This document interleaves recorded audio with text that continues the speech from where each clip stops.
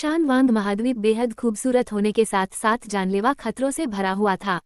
मैं खुद को एक घने हरे भरे जंगल के बीच पा रहा था। लेकिन ये कोई मामूली जंगल नहीं, बल्कि डीमन टेरिटरी थी, एक ऐसी प्रतिबंधित जगह जहां इंसानों का होना मना था। इसी इलाके की गहराइयों में एक आलीशान महल खड़ा था, जिसकी सुनहरी दीवारें गजब की ताकत से चमक रही थीं। मैं वहां मुख्य दरवाजे से नहीं, बल्कि सीधे छत फाड़कर अंदर गिरा। एक बड़े से लग्जरी बाथरूम में भाप भरी हुई थी। मैं जोरदार छपाक के साथ पानी में गिरा और गहराई में डूबने के बाद बड़ी मुश्किल से तैरकर सतह पर आया। आंखों से पानी पहुंचते ही मुझे एहसास हुआ कि मैं अकेला नहीं था। पूल में एक बेहद हसीन औरत खड़ी थी। उसके कंधे पर लंबे भीगे काले बाल बिखरे हुए थे और उसका हुस्न किसी अप्सरा जैसा था। वह बेहद ग्रेसफुल और बला की खूबसूरत लग रही थी। मैंने तुरंत अपनी नजरें फेर लीं। मैं सब कुछ देख चुका था, पर मुझे जेंटलमैन की तरह पेश आना था। मुझे लगा कि उस ऊंचाई से गिरकर बच जाना शायद किस्मत की कोई मेहरबानी थी। तभी मुझे याद आया कि मैं यहाँ पहुंचा कैसे। मेरे साथ बहुत बड़ा धोखा हुआ था। मेरे दोस्तों ने मुझसे कहा था कि हम रेगिस्तान में एक्सट्रीम स्काईडाइविंग के लिए जा रहे हैं, पर जब मैंने छलांग लगाई तो मेरा पैराशूट खुला ही नहीं। मैंने ऊपर देखा तो मेरे अपने, यानी मेरी गर्लफ्रेंड और मेरा सबसे पक्का दोस्त, प्लेन से मुझे मुस्कुराते हुए अलविदा कह रहे थे। वो फिल्मों जैसा एक क्लासिक धोखा था, जो असल में मेरे साथ घट चुका था। मैं आसमान से गिरकर भी जिंदा बच गया था। मुझे समझना था कि मैं कहाँ हूँ ताकि पुलिस को फोन कर सकूं, क्योंकि मैं उन दोनों को अपने कत्ल की साजिश में यूं ही छूटने नहीं दे सकता था। लेकिन पहले मुझे अपने सामने खड़ी इस औरत से निपटना था। मैडम, पानी में खड़े खड़े ही मेरी जुबान लड़खड़ाई। मेरा इरादा आपको नहाते हुए देखने का बिल्कुल नहीं था, ये सिर्फ एक हादसा था। मैं बमुश्किल ये बात पूरी कर पाया। उस औरत ने न कोई चीख निकाली, न गुस्सा दिखाया, बस अपनी कलाई को एक हल्का सा झटका दिया। अचानक एक जोरदार ताकत का झोंका मेरे सीने पर लगा और मैं हवा में उड़ता हुआ सीधा दीवार से जा टकराया। मेरे मुंह से खून निकल आया। आंखों के आगे अंधेरा छाने से पहले मेरे मन में बस यही ख्याल आया कि किसने कहा था कि हादसे से बचने के बाद अच्छी किस्मत शुरू होती है। मैं तो सीधे आसमान से टपक कर खजूर में अटक गया था। मुझे अंदाजा नहीं था कि यह जगह कोई मामूली भेड़ियों की मांद नहीं, बल्कि डीमन एम्पायर का दिल थी। उस औरत, लुकिंग शान ने मुझे गिरते हुए देखा। वह डीमन एम्प्रेस थी, इतनी ताकतवर हुक्मरान की सिर्फ एक नज़र में मुझे राख कर सकती थी। उसने लाल रंग का चोगा पहन रखा था, जिसमें उसका हुस्न किसी जन्नत की देवी जैसा चमक रहा था। उसने अपनी भौहें सिकोड़कर सोचा कि आखिर एक मामूली इंसान उसके इलाके के इतने अंदर तक कैसे आ गया। वह पहरेदारों से बचकर उसके प्राइवेट बाथ में कैसे गिरा। उसे लगा कि डीमन रेस के उसके सियासी दुश्मनों की यह कोई चाल हो सकती है। वह सिर्फ मुझे बेहोश करना चाहती थी, लेकिन मैं इतना कमजोर था कि उसके हल्के से वार ने मुझे मौत के मुंह में पहुंचा दिया। मेरी सांसें तेजी से उखड़ रही थीं। न जाने क्यों, उसने मुझे मरने नहीं दिया, क्योंकि उसे जवाब चाहिए थे। उसने अपनी उंगली के एक इशारे से अपने सुनहरे एसेंस ब्लड की एक बूंद मेरे मुंह में टपका दी। वह बूंद एक अनमोल खजाना थी। लुओकिंग शान इमोर्टल एम्परा लेवल की ताकतवर हस्ती थी। उसके खून में किसी भी जख्म को भरने और इंसानी जिस्म को पूरी तरह बदलने की कुदरती ताकत थी। उसे खुद समझ नहीं आया कि उसने एक अजनबी पर यह कीमती बूंद क्यों खर्च की, लेकिन तीर कमान से निकल चुका था। इसे मेरे महल ले जाओ, उसने खाली हवा से फुसफुसाते हुए कहा। ध्यान रहे कोई इसे देखे नहीं, यह मेरे काम का है। इतना कहकर वह एक हल्की मीठी खुशबू छोड़कर गायब हो गई। अगले ही पल वहां की जगह में हलचल हुई और एक सफेद बालों वाली बूढ़ी औरत अजीब मुस्कान के साथ आई और मुझे परछाइयों में समेटकर ले गई।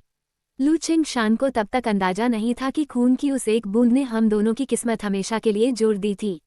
जब मेरी आंख खुली तो मैं सफेद सिल्क के पर्दों वाले एक बिस्तर पर लेटा हुआ था। ऊपर खूबसूरत झालरें हवा में डोल रही थीं।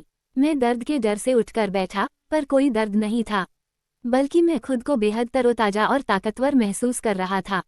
मेरा दिमाग एकदम तेज था, इंद्रियां चुस्त थीं और बदन में गजब की फुर्ती आ चुकी थी। मैंने कमरे में नजर दौड़ाई। वह प्राचीन, महंगे फर्नीचर और शानदार पेंटिंग्स से सजा था। सब कुछ रईसी और ताकत की गवाही दे रहा था।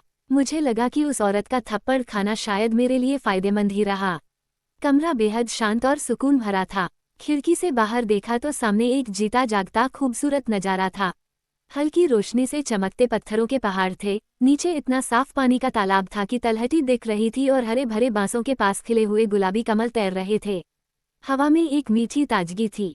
गहरी सांस लेते हुए मुझे लगा कि यह तो सचमुच कोई जन्नत है, पानी और पुल के किनारे बसा एक खूबसूरत ठिकाना। तुम होश में आ गए, तभी एक सुरीली आवाज गूंजी। मैं झटके से पलटा। ये वही बाथटब वाली खूबसूरत औरत थी। मेरी धड़कनें तेज हो गईं। मुझे आज मरना नहीं था, इसलिए मैं तुरंत अदब से बोल पड़ा। मैडम, मेरा नाम यंगशिन है। मेरा इरादा आपके बात में दखल देने का बिल्कुल नहीं था। अपनी गलती सुधारने के लिए मैं आपकी कोई भी शर्त मानने को तैयार हूँ। पर क्या आप बता सकती हैं कि मैं कहाँ हूँ?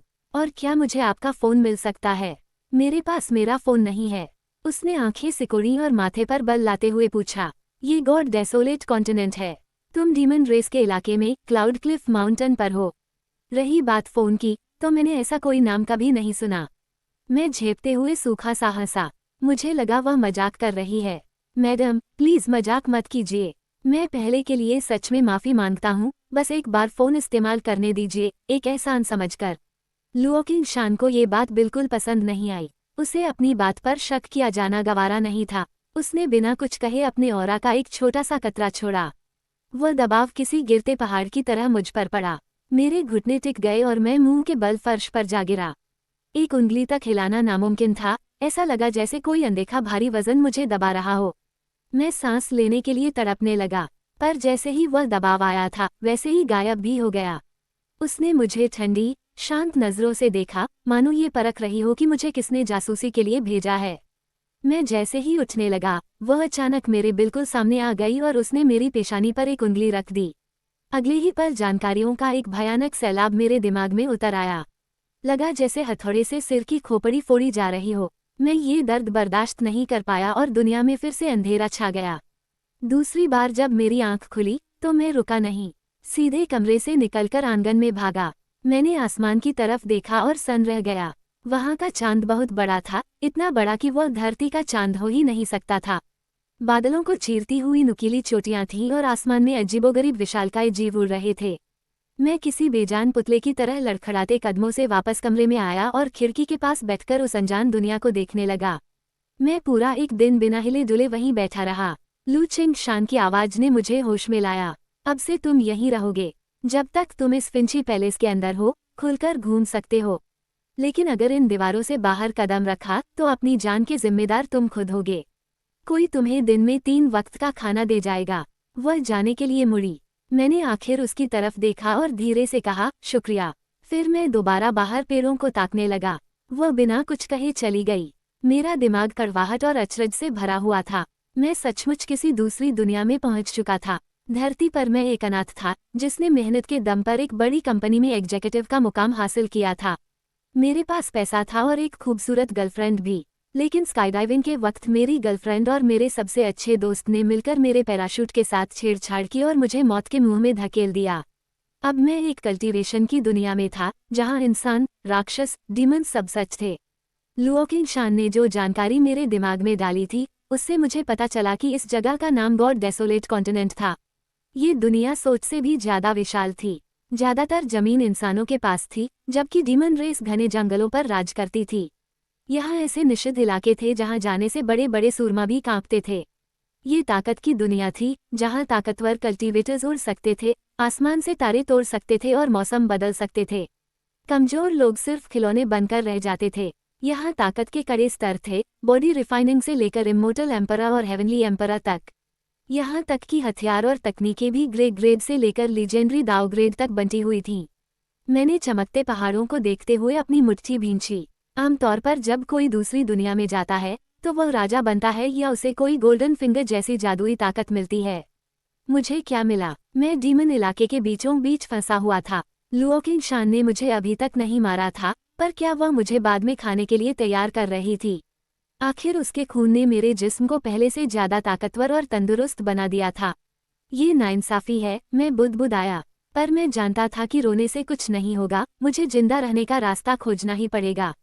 तभी मेरे दिमाग में एक साफ इलेक्ट्रॉनिक घंटी बजी। डिंग। होस्ट को प्रार्थना की स्थिति में पाया गया।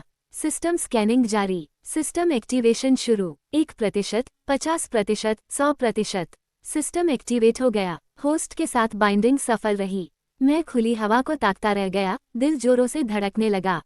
मैं जिस चमत्कार की उम्मीद कर रहा था, वह सच हो गया था। मैं खुशी से उछल पड़ा। ये वही था, एक ट्रैवलर का सिस्टम। मैंने फुसफुसाकर पूछा, तुम क्या कर सकते हो? डिंग। होस्ट को जोर से बोलने की जरूरत नहीं है, आप सोच के जरिए बात कर सकते हैं। ये इनविंसिबल साइन इन सिस्टम है। आप रैंडम इनामों के लिए दिन में एक बार साइन इन कर सकते हैं। आज का साइन इन मौजूद है। क्या आप साइन इन करना चाहते हैं? मैंने बिना देर किए मन में चिल्लाकर कहा, सिस्टम साइन इन करो। डिंग, साइन इन सफल रहा। बिगिनर गिफ्ट बैग दिया जा रहा है। सिस्टम ने मुझे जिंदा और एक्टिव रहने की बधाई दी और बताया कि मेरा बिगिनर गिफ्ट बैग मेरे सिस्टम स्पेस में भेज दिया गया है। मैंने पूछा, सिस्टम स्पेस कैसे खोलते हैं? दिमाग में आवाज गूंजी, होस्ट को बस सोचना है। आप चीजें निकाल सकते हैं या अंदर रख सकते हैं। इसे अपना फायदा समझिए। मैंने आंखें बंद की और ध्यान लगाया। सिस्टम स्पेस खोलो। अचानक दिमाग में एक बहुत बड़ा खालीपन दिखा, इतना विशाल कि उसका कोई अंत नहीं था। स्टोरेज के कई खांचे दूर तक फैले थे। सबसे पहले खांचे में एक सुनहरा गिफ्ट बैग हल्की रोशनी से चमक रहा था। दिल की धड़कनें बेकाबू हो रही थीं। मैं कांपते हाथों से खिड़की के पास गया और मन ही मन कहा, सिस्टम बिगिनर गिफ्ट बैग खोलो। डिंग, बिगिनर गिफ्ट बैग खोला जा रहा है। बधाई हो, होस्ट को दाव कैश फिजिक हासिल हुआ है। सिस्टम ने समझाया कि यह इस कायनात का नंबर 1 सबसे आला दर्जे का शरीर है, जिसे खुद दाव का आशीर्वाद हासिल है। ये बेहिसाब किस्मत देता है, हर बुराई से बचाता है और जब तक मैं खुद न चाहूं, बड़े से बड़े धुरंधर भी मेरी मौजूदगी को भांप नहीं सकते। इससे भी अच्छी बात ये थी कि मैं कोई भी तकनीक पलक झपकते ही सीख सकता था और मेरा जिस्म हर सेकंड कुदरती ऊर्जा सोखकर मेरी कल्टीवेशन को बढ़ाता रहेगा। क्या आप दाव कैश फिजिक को अभी अपने अंदर समाना चाहते हैं? इसे जोड़ दो, मैंने तुरंत मन में कहा। जैसे ही यह बात सोची, मेरी दुनिया में जैसे धमाका हो गया। मेरी हड्डियों की गहराइयों से एक प्राचीन और खौफनाक ऊर्जा निकली। मुझे लगा जैसे कोई पुराना देवता इंसानी दुनिया में उतर आया हो। ताकत इतनी भयानक थी कि फिंची पैलेस की हवा भारी हो गई। खिड़की के बाहर आसमान में उड़ते दुर्लभ डीमन परिंदे उस दबाव से कुचलकर बादलों से पत्थरों की तरह नीचे गिरने लगे। पूरे या माउंटेन पर मौजूद हजारों जंगली डीमन जानवर, जो अभी इंसानी रूप में नहीं ढले थे, जमीन पर गिर पड़े। वे थर थर कांपते हुए मेरे कमरे की दिशा में सिर झुकाकर गिड़गिड़ाने लगे। उनके लिए मानो किसी नए भगवान का जन्म हुआ था। पहाड़ से बहुत दूर, पूरे शान हुआंगान महाद्वीप में सदियों से तपस्या में लीन पुराने उस्तादों की आंखें झटके से खुल गईं। उन्होंने हुक्म दिया, कोई तुरंत डीमन टेरिटरी में जाकर पता लगाए कि वो भयानक ऊर्जा किस चीज की थी। क्या लू चिंगशान ने फिर कोई नया मुकाम हासिल कर लिया है? मुझे कोई खबर नहीं थी कि मैंने पूरी दुनिया को चौकन्ना कर दिया था। मुझे लग रहा था कि मैं एक मुक्के से आसमान में छेद कर सकता हूँ। जैसे ही वह प्राचीन ऊर्जा मेरे बदन में वापस समाई, दरवाजा चरचरा कर खुला। लू चिंगशान सामने खड़ी थी, उसका चेहरा हैरत से पीला पड़ा हुआ था। तुमने अभी यहाँ क्या किया? उसने सख्त लहजे में पूछा। एक खौफनाक ताकत ने मुझे कमरे में आने से रोक दिया था। मैंने उसकी तरफ देखते हुए चेहरे पर मासूमियत का नकाब ओढ़ लिया। आपका क्या मतलब है? मैं तो बस यहाँ बैठा सोच रहा था कि मैं इस जगह कैसे आ गया। क्या कुछ हुआ है? उसने शक भरी नजरों से मुझे घूरा। मुझे महसूस हुआ कि उसकी दिव्य दृष्टि मेरे पूरे वजूद को खंगाल रही है, जैसे मेरी खाल उधेड़कर मेरी रूह को देख रही हो। मैंने असहज होकर माथे पर बल लाते हुए पूछा, आप मेरे साथ क्या कर रही हैं? मुझे लग रहा है जैसे आप मेरे आर पार देख रही हैं। लुओ किंगशान ने कोई जवाब नहीं दिया, वह मुड़ी और ओझल हो गई। उसकी जांच ने उसे यही बताया कि मैं अब भी एक मामूली इंसान था। उसने शायद यही सोचा कि मेरा जिस्म उसके दिए खून पर असर दिखा रहा था, जिसने मुझे एक ही दिन में बॉडी रिफाइनिंग लेवल पर पहुंचा दिया था। उसे बिल्कुल खबर नहीं थी कि दाव कैश फिजिक ने मेरी असली ताकत को पूरी तरह छिपा लिया था। मैंने राहत की एक लंबी सांस ली। बाल बाल बचे थे। अगर सिस्टम ने सही वक्त पर मेरा ऑरा न छुपाया होता, तो मेरा राज खुल जाता। डिंग, बिगिनर गिफ्ट बैग आगे जारी है। बधाई हो, होस्ट को ब्लैक टॉर्टोइज हाइडिंग तकनीक मिली है। सिस्टम ने बताया कि यह प्राचीन काले कछुए की पैदाइशी खूबी है। इसे सीखकर मैं अपनी कल्टीवेशन की ताकत को इस तरह छुपा सकता था कि कोई भी मेरी असली क्षमता का अंदाजा न लगा पाए। मुझे ठीक इसी चीज की जरूरत थी। इसे सीखो, मैंने आदेश दिया। दिमाग में एक सुनहरी पर्ची चमकी, रोशनी में बिखरी और मेरी चेतना में समा गई। ये सांस लेने जितना आसान लगा। अब मैं जब चाहूं भिखारी दिख सकता था और जब चाहूं भगवान। डिंग, बिगिनर गिफ्ट बैग आगे जारी है। बधाई हो, होस्ट को अंडरवर्ल्ड किंग स्वॉर्ड फिंगर मिली है। यह एक गॉड ग्रेड मार्शल आर्ट थी। इसकी एक उंगली का वार देवताओं और दानवों को पीछे हटने पर मजबूर कर सकता था। मैं खुशी से झूम उठा। ये गोल्डन फिंगर सचमुच कमाल थी। अंडरवर्ल्ड किंग स्वॉर्ड फिंगर सीखो, मैंने कहा। डिंग, सीखा जा रहा है। आपके दाव कैश फिजिक की वजह से इस तकनीक में आपने खुद ब खुद सबसे ऊंचा मुकाम हासिल कर लिया है। मैंने अपनी मुट्ठी भींची। अब मेरे पास इस दुनिया में टिके रहने का दम था। जब तक मैं खुद पंगे न लूं और शांत रहूं, मैं यहाँ से निकलने का रास्ता खोज सकता था। पर सिस्टम का सिलसिला अभी खत्म नहीं हुआ था। डिंग, बिगिनर गिफ्ट बैग का आखिरी इनाम। बधाई हो, होस्ट को एक हेवनली दाव कल्टीवेशन पिल मिली है। ये गोली किसी प्राचीन पंथ द्वारा बनाई गई अपनी तरह की इकलौती चीज थी। इसे निगलते ही तुरंत 1 करोड़ साल की कल्टीवेशन मिल जाती। ये दुनिया की चोटी पर पहुंचने का सबसे सीधा रास्ता था। मैं सन्न रह गया। सीने में एक बेमिसाल ताकत का एहसास जागने लगा। पिछली जिंदगी में अपनों ने धोखा दिया था, तो क्या ये दुनिया उस दर्द की भरपाई कर रही थी? मेरे पास न सिर्फ बेजोड़ सिस्टम था, बल्कि एक बला की खूबसूरत डीमन औरत भी मेरी देखभाल कर रही थी। मैंने उस जगह देखा जहां लुओ किंग शान खड़ी थी। उसने मेरी जान बचाई थी। मेरा सीधा उसूल था, जो मेरी मदद करे मैं उसका कर्ज चुकाता हूँ। मौका मिला तो मैं भी उसकी मदद जरूर करूंगा। ये सोचते हुए मैंने हाथ में रखी गोली को देखा। अब लाचार बने रहने का वक्त खत्म हो चुका था। मैंने बिना सोचे आदेश दिया, सिस्टम, हेवनली दाव कल्टीवेशन पिल इस्तेमाल करो। डिंग, हेवनली दाव कल्टीवेशन पिल सफलतापूर्वक इस्तेमाल की गई। बधाई हो होस्ट, आपकी कल्टीवेशन 1 करोड़ साल बढ़ गई है। लेकिन बात यहीं नहीं रुकी। चूंकि होस्ट के पास दाव कैश फिजिक है, इसलिए आपका फायदा दोगुना किया जाता है। कुल बढ़त 2 करोड़ साल की कल्टीवेशन। जैसे ही सिस्टम की बात खत्म हुई, मेरे अंदर एक भयानक धमाका हुआ। मेरी रूह के भीतर एक जबरदस्त उथल पुथल मच गई। मेरी ताकत सिर्फ बढ़ नहीं रही थी, बल्कि समझ से परे रफ्तार से आसमान छू रही थी। पलक झपकते ही मैंने त्वाटी लेवल पार किया, फिर सिंटियन लेवल। सांस लेने की भी फुर्सत नहीं मिली और मैं गोल्डन कोर और नेसेंट सोल के पड़ाव तोड़कर आगे निकल गया। God transformation, lightning tribulation, great success, सबको मैं पीछे छोड़ता चला गया। मैंने इमोर्टल दायरे को पार किया, फिर अर्थ इमोर्टल, हेवन इमोर्टल और गोल्डन इमोर्टल की सीढ़ियां चढ़ गया। मैं इमोर्टल किंग बना, फिर इमोर्टल एम्परर और फिर ग्रेट एम्परर। आखिरकार ये तूफान अपनी चरम सीमा पर पहुंचा। मैं हेवनली एम्परर लेवल पर आ चुका था। सिर्फ एक सांस के भीतर मैं एक कमजोर इंसान से इस कायनात की सबसे ऊंची ताकत बन चुका था। शान हुआंग की इस दुनिया में अब मैं अजेय था। मैं महसूस कर सकता था कि मेरा पूरा वजूद बदलकर इंसानियत से परे एक बहुत ऊंचे मुकाम पर पहुंच चुका था। मैं वहीं हक्का बक्का खड़ा रह गया। मैं इतना ज्यादा ताकतवर हो चुका था कि मुझे अजीब सा खालीपन महसूस होने लगा। मेरी पिछली और मौजूदा जिंदगी के बीच का फासला बहुत बड़ा था। पिछली दुनिया में मैं हमेशा किसी न किसी चीज के लिए लड़ता रहा। नौकरियों के लिए लड़ा, पैसों के लिए लड़ा, बस जिंदा रहने के लिए जूझता रहा। मुझे कभी एक दिन का सुकून नहीं मिला। और जब आखिरकार मैंने अपनी गर्लफ्रेंड और दोस्त के साथ आराम करने की सोची, तो उन्होंने मेरा कत्ल कर दिया। अब मेरे पास असीम ताकत और अमर जिंदगी थी, लेकिन मैं इसका करता क्या? जब आप सब कुछ कर सकते हो, तो कुछ भी करने का मन नहीं होता। जब मैं अपनी इस उलझन से जूझ रहा था, तभी दूर डीमन टेरिटरी की सरहदों पर नजारा कुछ और था। लू चिंग शान हवा में खड़ी दर्जनों इमोर्टल किंग्स का सामना कर रही थी। उसके चेहरे पर बेरुखी छाई थी। उसने एक इमोर्टल एम्परर का खौफनाक दबाव छोड़ा, जो घुसपैठियों पर भारी वजन बनकर गिरा। वे इमोर्टल किंग्स अपनी ऊर्जा संभालते हुए बमुश्किल टिक पा रहे थे। डीमन रेस की एम्प्रेस, हमें माफ कर दीजिए, उनमें से एक कांपती आवाज में चिल्लाया। हमारा इरादा गुस्ताखी का नहीं था। हम तो बस उस प्राचीन और भयानक ऑरा की जांच करने आए थे। हम तुरंत यहाँ से जा रहे हैं। लुओ किंग शान की पलकें तक नहीं झपकीं। दफा हो जाओ, उसने सपाट आवाज में कहा, या फिर हमेशा के लिए मेरे मेहमान बनकर यहीं रह जाओ। उसके बोलते ही उसके पीछे दर्जनों ताकतवर डीमंस आ खड़े हुए। उनकी आंखों में खून की प्यास चमक रही थी और वे इंसानी कल्टीवेटर्स को भूखी नजरों से ताक रहे थे। एक ताकतवर एम्प्रेस और बड़े डीमंस की फौज को सामने देखकर इंसानों की वहां रुकने की हिम्मत नहीं हुई। उन्होंने झुककर सलाम किया, हवा में रास्ता बनाया और गायब हो गए। उनके जाते ही डीमन लड़ाकों ने लुओ किंग शान को सिर झुकाया और वापस इलाके में लौट गए। लुओ किंग शान ने उन्हें जाते देखा और एक भारी सांस छोड़ी। डीमन रेस की राह बहुत मुश्किल थी। इंसानों का शरीर कल्टीवेशन के लिए कुदरती तौर पर सही होता था, लेकिन डीमंस को हर कदम के लिए कुदरत से लड़ना पड़ता था।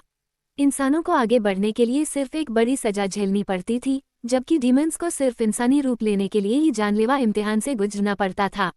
नाकाम होने पर उनका नामोनिशान मिट जाता था। कामयाब होने के बाद भी हर नए मुकाम पर इंसानों से 10 गुना ज्यादा भयानक कुदरती कहर टूटता था। उसके पीछे खड़े कई डीमंस ऐसे थे जो अपनी ताकत खो चुके थे। वे इम्तिहान से तो बच निकले, लेकिन उनकी नींव टूट चुकी थी।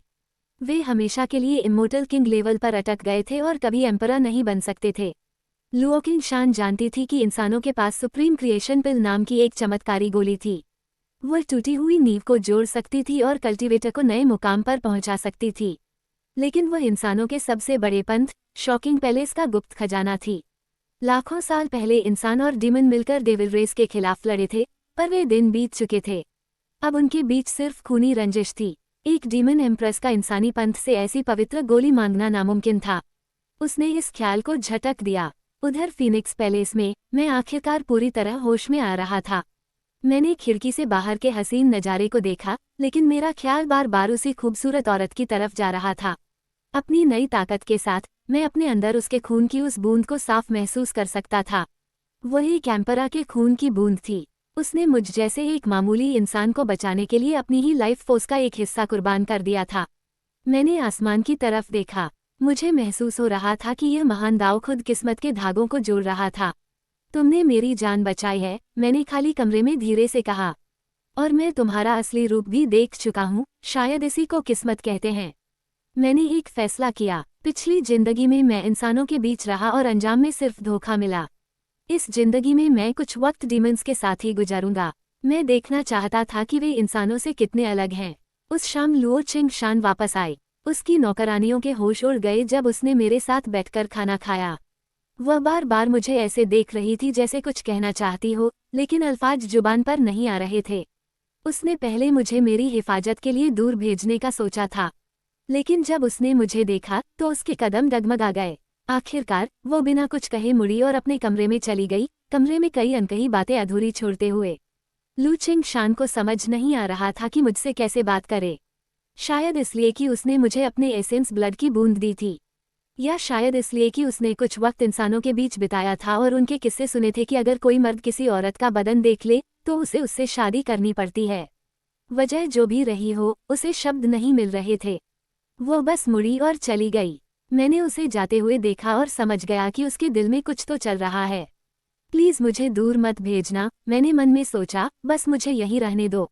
ये दोनों के बीच खामोश समझ का एक अजीब पल था। हम दोनों में से कोई भी उस बात को छेड़ना नहीं चाहता था, इसलिए वह बात रात की हवा में ही गायब हो गई।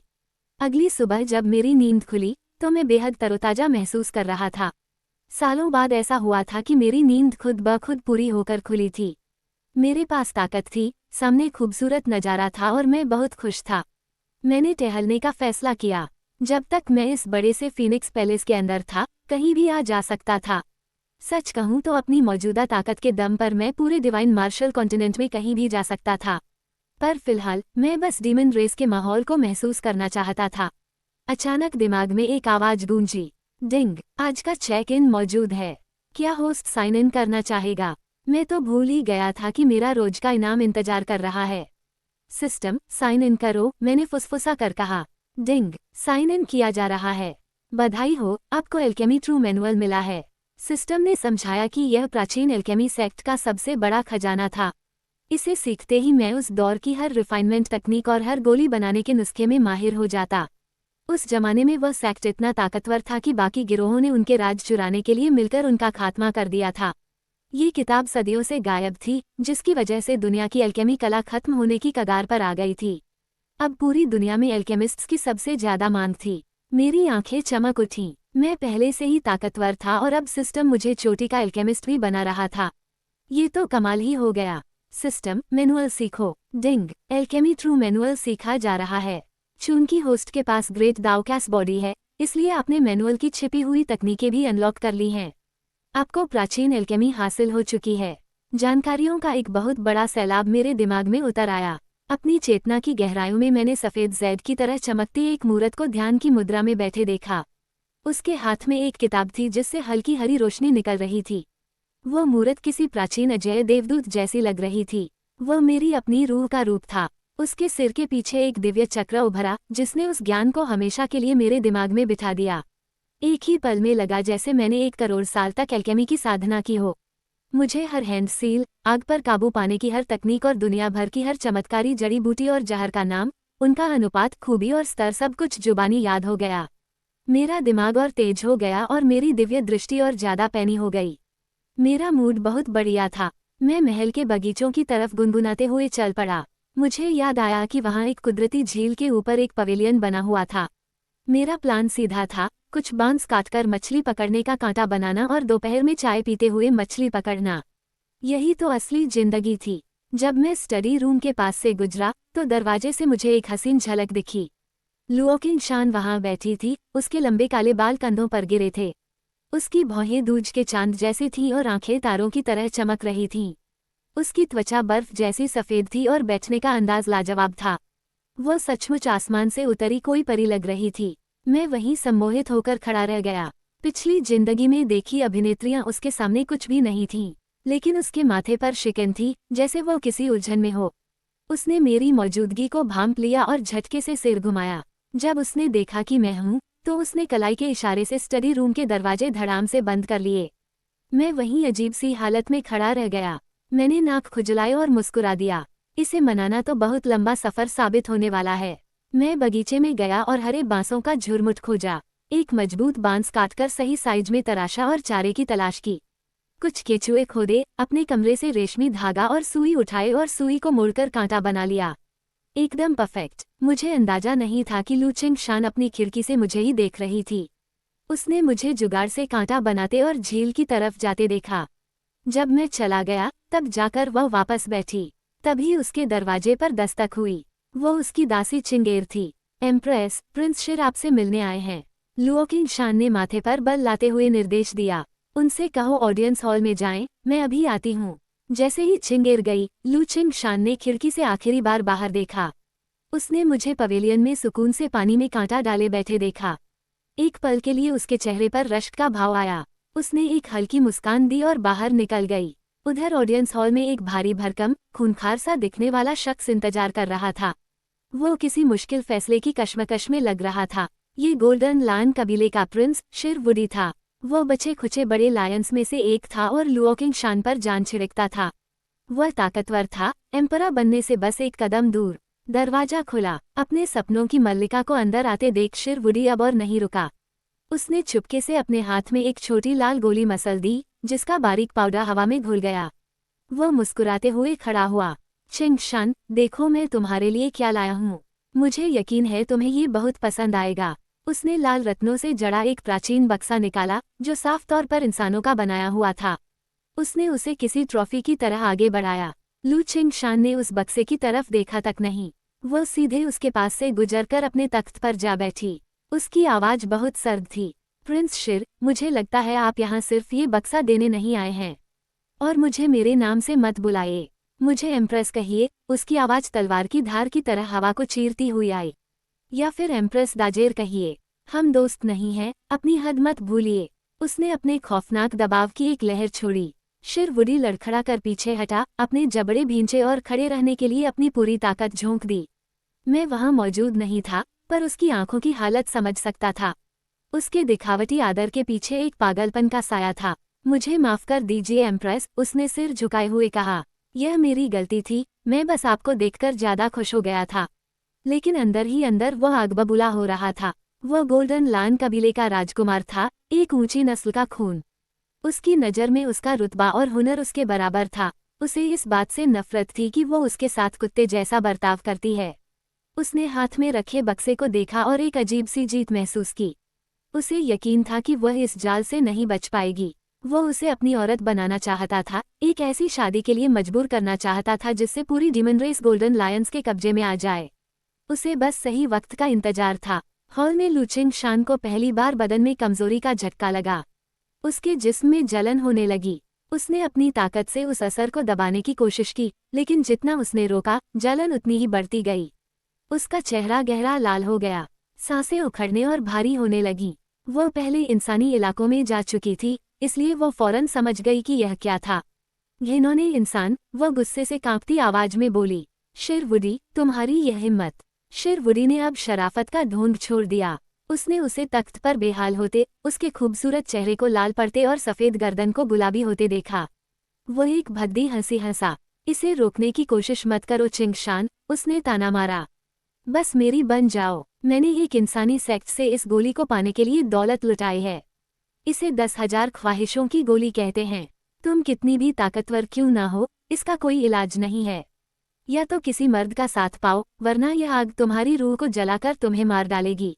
उसने हवस भरी नजरों से उसे देखा, जैसे वो कोई जीती हुई बाजी हो। वो एक गंदी मुस्कान के साथ उसकी तरफ बढ़ने लगा। तुम डीमन रेस पर राज करना चाहती हो? उसने मजाक उड़ाया। मेरे आगे झुक जाओ, वरना जिंदा ही नहीं बचोगी। उसने हाथ आगे बढ़ाया, ये सोचकर कि वह जीत चुका है। लेकिन उसने एक एम्प्रेस के हौसले को बहुत कम आंका था। लू चिंगशान ने जोर से अपनी जीभ काट ली। उस तेज दर्द ने एक पल के लिए उसका दिमाग साफ कर दिया। उसने एक लफ्ज भी नहीं कहा। उसने बस अपना हाथ उठाया और सीधा वार कर दिया। वो इम्मोर्टल एम्परा के मुकाम पर थी और शिरवुडी सिर्फ एक प्रिंस था। कमजोरी की हालत में भी उसका वार जानलेवा था। वह वार सीधे उसकी छाती पर लगा। उसे चीखने तक की मोहलत नहीं मिली और वो एक खूनी धुंध में तब्दील हो गया। उसका जिस्म, उसकी साधना और उसका डीमन कोर एक झटके में चकनाचूर हो गए। लुओ किंगशान ने उस बिखरे हुए मलबे की तरफ देखा तक नहीं। उसका अपने दिमाग पर से काबू छूट रहा था। नजरें धुंधला रही थीं और दिमाग में सिर्फ एक ही चेहरा कौंधा। मेरा चेहरा, जो बाहर झील किनारे बैठा था। मैं अब भी शांति से कांटा डाले बैठा था। पानी शांत था। तभी हवा का रुख बदला। लू चिंगशान अचानक हवा से प्रकट हुई और लड़खड़ाते हुए मेरी तरफ बढ़ी। उसकी आंखें सुन्नर थीं और उनमें एक अजीब सी तपिश जल रही थी जो मैंने पहले कभी नहीं देखी थी। मुझे पूछने का मौका भी नहीं मिला कि क्या हुआ है। उसने हाथ घुमाया और एक ऊर्जा के घेरे ने मुझे जकड़ लिया। मेरा बांस का कांटा घास पर गिर पड़ा। पानी में मछली फंसने से धागा खींचा, लेकिन मैं वहां से गायब हो चुका था। अगले ही पल मैं उसके निजी कमरे में था। उसने मुझे अपने बिस्तर पर गिरा दिया था और अपनी ताकत से मेरी कल्टीवेशन बांध दी थी। मैं एक उंगली भी नहीं हिला पा रहा था, पूरी तरह उसके रहमो करम पर था। वह मेरे करीब आई, उसकी गर्म सांसें मेरी त्वचा को छू रही थीं और उसका आखिरी सब्र भी टूट गया। सूरज ढल गया और महल में सन्नाटा छा गया। जब मेरी आंख खुली तो कमरे में मध्यम रोशनी थी। लू चिंगशान मेरी बाहों में सिमटी हुई थी। उसका चेहरा अब भी हल्का लाल था। वह सख्त और बेरुखी एम्प्रेस गायब थी। उसकी जगह एक बेहद मासूम सी औरत लेटी थी। मैंने कभी नहीं सोचा था कि डीमन दुनिया की सबसे ताकतवर औरत इस तरह मुझ पर हक जताएगी, पर यही सच था। उसने मेरी नज़रों को महसूस किया और आंखें खोलीं। एक पल के लिए हम दोनों बस एक दूसरे को देखते रहे। फिर बिना कुछ कहे वह उठी और कपड़े पहनने लगी। उसने मुड़कर नहीं देखा, पर उसकी आवाज़ संभली हुई थी। मैं तुम्हारे लोगों के रिवाज जानती हूँ, उसने शांत आवाज में कहा। मैं इस सब की जिम्मेदारी लूंगी। मेरे कुछ बोलने से पहले ही वो गायब हो गई। मैं पूरी तरह सन्न होकर उठ बैठा। तभी मेरी नज़र पड़ी, सफ़ेद सिल्क की चादर पर एक गहरा लाल निशान था। मेरा दिल जोर से धड़का। मेरे चेहरे पर एक मुस्कान फैल गई। मुझे लगा कि इस नई जिंदगी में मुझे आखिरकार एक असली मकसद मिल गया था। जब मैं इन बातों को समझने की कोशिश कर रहा था, लुओ किंगशान पहले ही निकल चुकी थी। वह अपने तख्त पर नहीं गई, सीधे गोल्डन लायन इलाके की तरफ बढ़ी। गोल्डन लायंस अब पहले जैसे नहीं रहे थे। वे एक खत्म होता कबीला थे जिसमें 100 से भी कम लोग बचे थे, ज्यादातर बूढ़े और कमजोर। उनका मुखिया शिम्बा हाफ सटेप एम्परा था, पर वह भी सिर्फ इसलिए बचा हुआ था क्योंकि उसने पहले ग्रेट एल्डर की खिदमत की थी। वे सरहद पर एक टूटे फूटे पुराने महल में रहते थे। उस महल के अंदर शिम्बा चक्कर काट रहा था। उसने अपने बचे हुए लोगों को उम्मीद भरी नजरों से देखा। वुडी को फीनिक्स पैलेस गए बहुत देर हो चुकी है, उसने उनसे कहा। प्लान कामयाब हो गया होगा। हमने वह गोली खरीदने के लिए अपने कबीले का आखिरी खजाना लगा दिया था। जल्द ही गोल्डन लायंस का दौर वापस आएगा। उसे बिल्कुल खबर नहीं थी कि उसका बेटा राख बन चुका था और एम्प्रेस खुद इस कहानी को खत्म करने आ रही थी। शिम्बा पागलों की तरह हंस रहा था। वो खुशी में झूमता हुआ इधर उधर टहल रहा था। वो उस वानु गोली की डींगे हाँकने लगा, जिसे पाने के लिए उन्होंने सब कुछ दांव पर लगा दिया था। उसे लगता था कि उनके साथ नाइंसाफी हुई है। उसका मानना था कि गोल्डन लायंस ने डीमन रेस के लिए खून बहाया, पर उन्हें इस बंजर जमीन पर फेंक दिया गया। वह सालों से यह साजिश रच रहा था। उसने बचपन से ही अपने बेटे शिरवुडी को लुओ किंगशान के करीब भेजा था ताकि वह उस पर शक न करे। अब वक्त देखकर उसे पूरा यकीन था कि प्लान पूरा हो चुका था और लुओ किंगशान उसके चंगुल में आ जाएगी।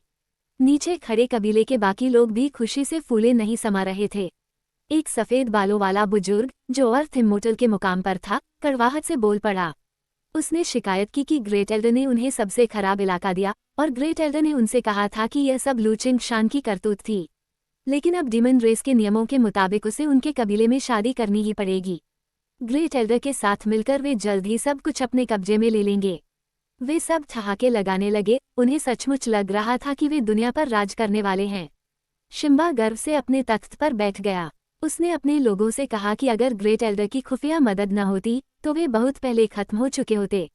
उसने बताया कि कैसे ग्रेट एल्डर ने सालों से उन्हें साधन मुहैया कराए थे।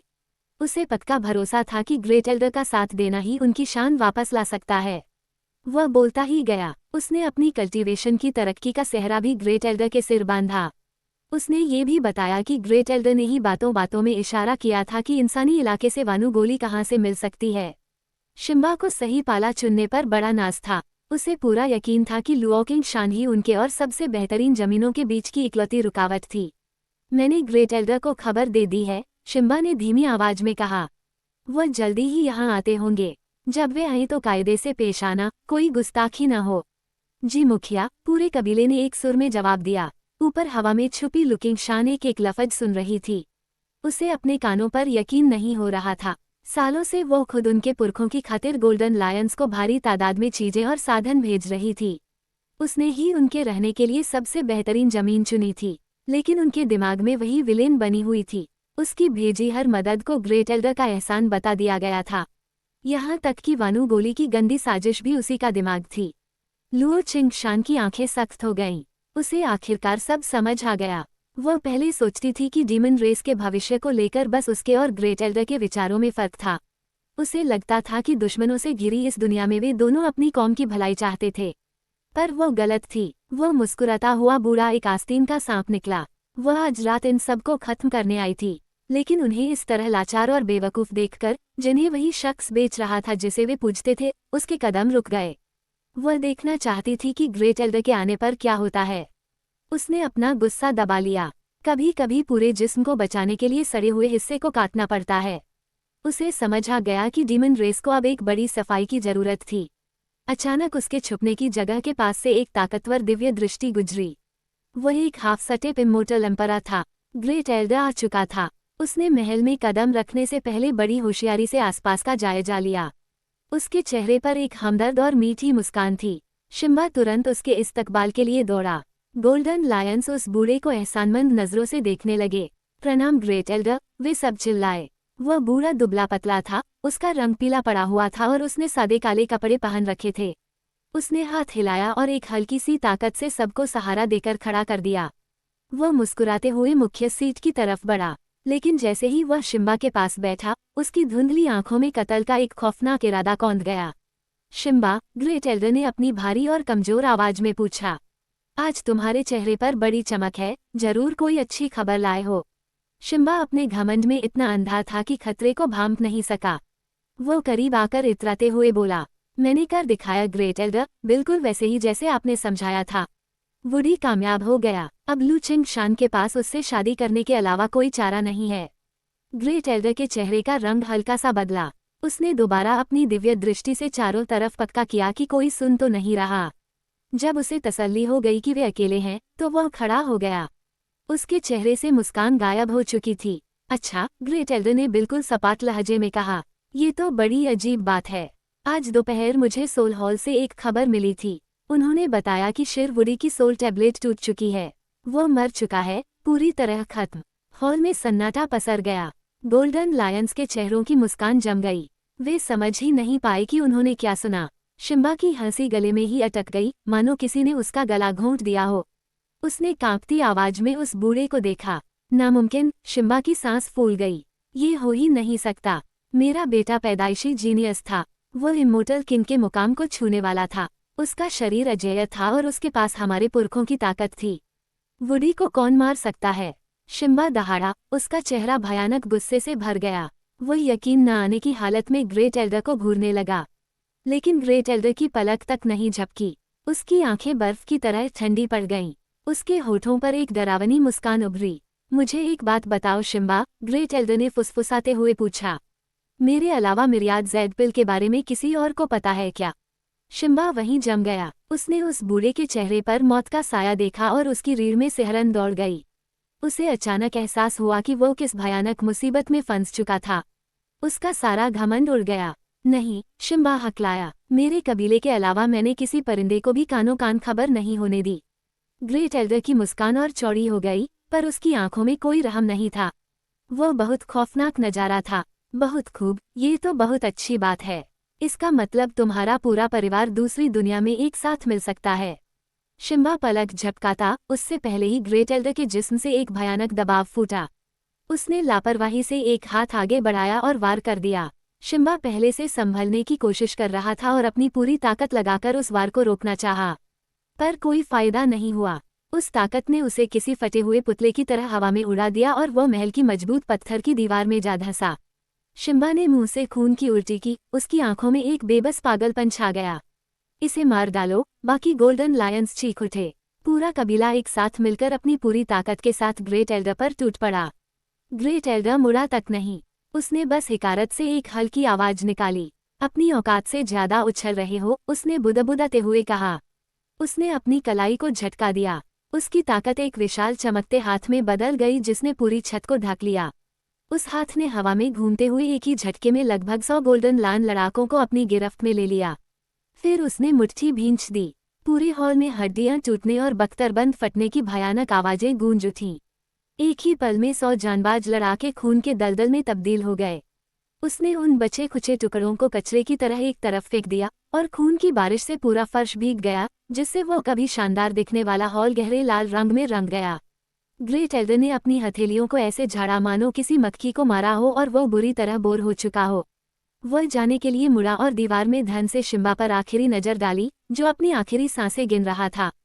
क्यों? शिम्बा की टूटी हुई भारी आवाज निकली। गोल्डन लायंस आपके वफादार थे, फिर ऐसा क्यों किया? ग्रेट एल्डर रुका। वह बिल्कुल शांत और बेपरवाह चेहरे के साथ पीछे मुड़ा। चूंकि तुम वैसे भी मर रहे हो, तो मैं तुम्हें सब साफ बताकर ही रुखसत करूंगा, उस बूढ़े ने कहा। जो साधन तुम्हें मिलते थे, वे मेरी तरफ से नहीं थे। लू चिंग शान उन्हें भेजती थी। उसने बेशुमार दौलत भेजी थी और मैंने तुम्हें उसका सिर्फ एक छोटा सा टुकड़ा दिया। और यह जगह जहां तुम रहते हो, लू चिंग शान ने तुम्हें यहाँ नहीं निकाला था। मैंने निकाला था। मैंने तुमसे झूठ बोला ताकि तुम उससे नफरत करो। शिम्बा के चेहरे पर छाई दहशत देखकर वह धीमे से हंसा। मैंने सालों तक तुम पर नजर रखी। तुम काम के थे, इसलिए मैंने तुम्हें जिंदा रखा। मैं तो तुम्हारे कबीले को यूं ही गुमनामी में मिट जाने देने वाला था, लेकिन फिर शिरवुडी सामने आ गया, एक पैदाइशी जीनियस। वो इमोर्टल किंग के मुकाम तक पहुंचने ही वाला था। अगर मैं थोड़ी देर और करता, तो वह मुझसे आगे निकल जाता। ग्रेट एल्डर ने उस मरते हुए शख्स का मजाक उड़ाते हुए उसके करीब झुककर कहा। इसलिए मैंने बातों बातों में तुम्हें मिरियाद ज़ेडपिल के बारे में बताया। मैं जानता था कि तुम्हारा घमंड तुम्हें इसे हाथ से जाने नहीं देगा, और मैं ये भी जानता था कि तुम नाकाम रहोगे। इस तरह शिरवुडी एम्प्रेस के हाथों मारा गया और मुझे बगावत के जुर्म में तुम सबको ठिकाने लगाने का मौका मिल गया। लुओकिंग शान मेरी भलाई देखेगी, दुनिया मेरी वफादारी की कायल होगी, और मेरे रास्ते का एक बड़ा कांटा भी निकल जाएगा। एकदम सटीक योजना। उसने संतुष्ट होकर अपने कपड़े ठीक किए। फिक्र मत करो, मैं सबको यही बताऊंगा कि तुमने अपने बेटे की करतूत की शर्मिंदगी में अपने पूरे कबीले को खुद खत्म कर दिया। मैं तुम्हारे नाम की थोड़ी इज्जत बचा रहने दूंगा। शिम्बा उसे देखता ही रह गया। उसे समझ आ गया कि वह सिर्फ एक मोहरा था, एक ऐसा बेवकूफ जो खुद को राजा समझकर दूसरों के इशारों पर नाच रहा था। वह हंसने लगा, एक खोखली और टूटी हुई हंसी। उसने घिसटते हुए अपने टूटे हुए बदन को दीवार से बाहर निकाला। वह सिर्फ हाफ सटेप इमोर्टल किंग था, जबकि great elder Dongfang Huang half step immortal emperor था। दोनों के बीच खाई बहुत गहरी थी। शिम्बा एक घुटने पर गिरा और उस बूढ़े के पैरों पर खून थूका। डोनफांग हुआंग, वह फुकारा, ज्यादा खुश मत हो, एक दिन तेरा अंजाम मेरे से 1000 गुना ज्यादा भयानक होगा। मैं नर्क में तेरा इंतजार करूंगा। डोनफांग हुआंग के चेहरे पर जरा भी शिकन नहीं आई। वो बस एक बेरहम उत्सुकता के साथ खड़ा देखता रहा, ये देखने के लिए कि कब शिम्बा की आंखों की रोशनी बुझती है। अचानक शिम्बा की नजरें बदली। उसने डोनफांग हुआंग के कंधे के पार देखा और मुस्कुराने लगा, मानो उसे कोई अद्भुत चीज दिख गई हो।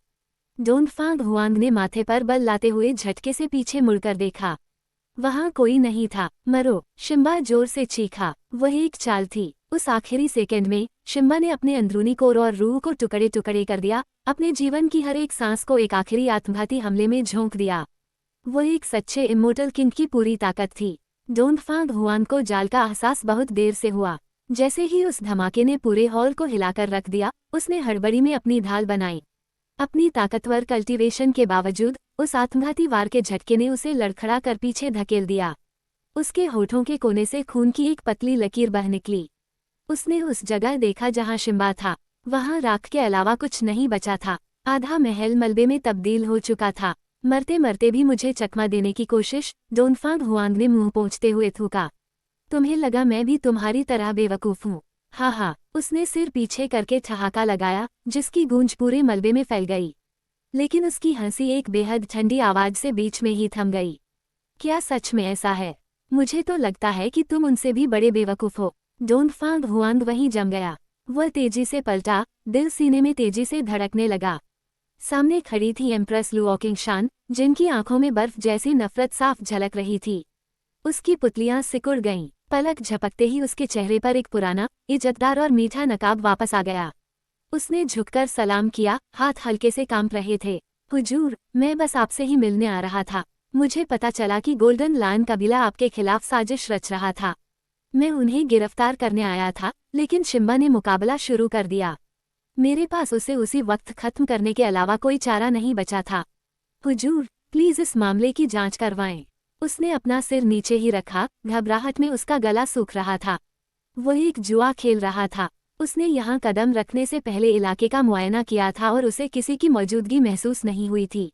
उसे लगा कि धमाके की आवाज सुनकर ही वह यहाँ आई होंगी। उसे उम्मीद थी कि उसने बाकी बातें नहीं सुनी होंगी। लू चिंगशान ने उस बूढ़े की पूरी नौटंकी को देखा। अगर मैं यहाँ शुरू से खड़ी होकर यह गंदा नाटक न देख रही होती, तो शायद मैं तुम्हारी बातों पर यकीन कर भी लेती। कहते हैं इंसान लोमड़ी जितने चालाक होते हैं, उसने तंज कसते हुए कहा। लेकिन ग्रेट एल्डर, आपको देखकर लगता है कि आपने इंसानों को भी पीछे छोड़ दिया है। ग्रेट एल्डर मुझे बेवकूफ़ समझता था। शायद उसकी नज़र में पूरी डीमन रेस सिर्फ उसके खेलने के खिलौने थे। हमारी नस्ल के ज़्यादातर लोग इंसानी कहानियों के राक्षसों जैसे नहीं हैं। हम अमन पसंद हैं और बिना झगड़े के जीना चाहते हैं। इसीलिए हमने इंसानों के साथ मिलकर पुरानी जंग में डीमंस के खिलाफ लड़ाई लड़ी थी। हम जीते, लेकिन इंसानों ने हमें उपजाऊ जमीनों से खदेड़कर इस वीराने में धकेल दिया। तब भी हम में से ज़्यादातर ने कोई शिकायत नहीं की। हम बस शांति से जीना चाहते थे। मैंने उसे देखते हुए सोचा कि आखिर कौन सी बात उसे किसी भी इंसान से ज़्यादा जालिम बनाती थी। क्या ये वही लालच था जिसकी वे हमेशा बातें करते थे? क्या तख्त के लिए इतना खून बहाना सचमुच जरूरी था? लू चिंगशान की आवाज़ हवा को चीरती हुई आई, बेहद सर्द और पैनी। डोनफांग हुआंग समझ गया कि अब नाटक का पर्दा गिर चुका है।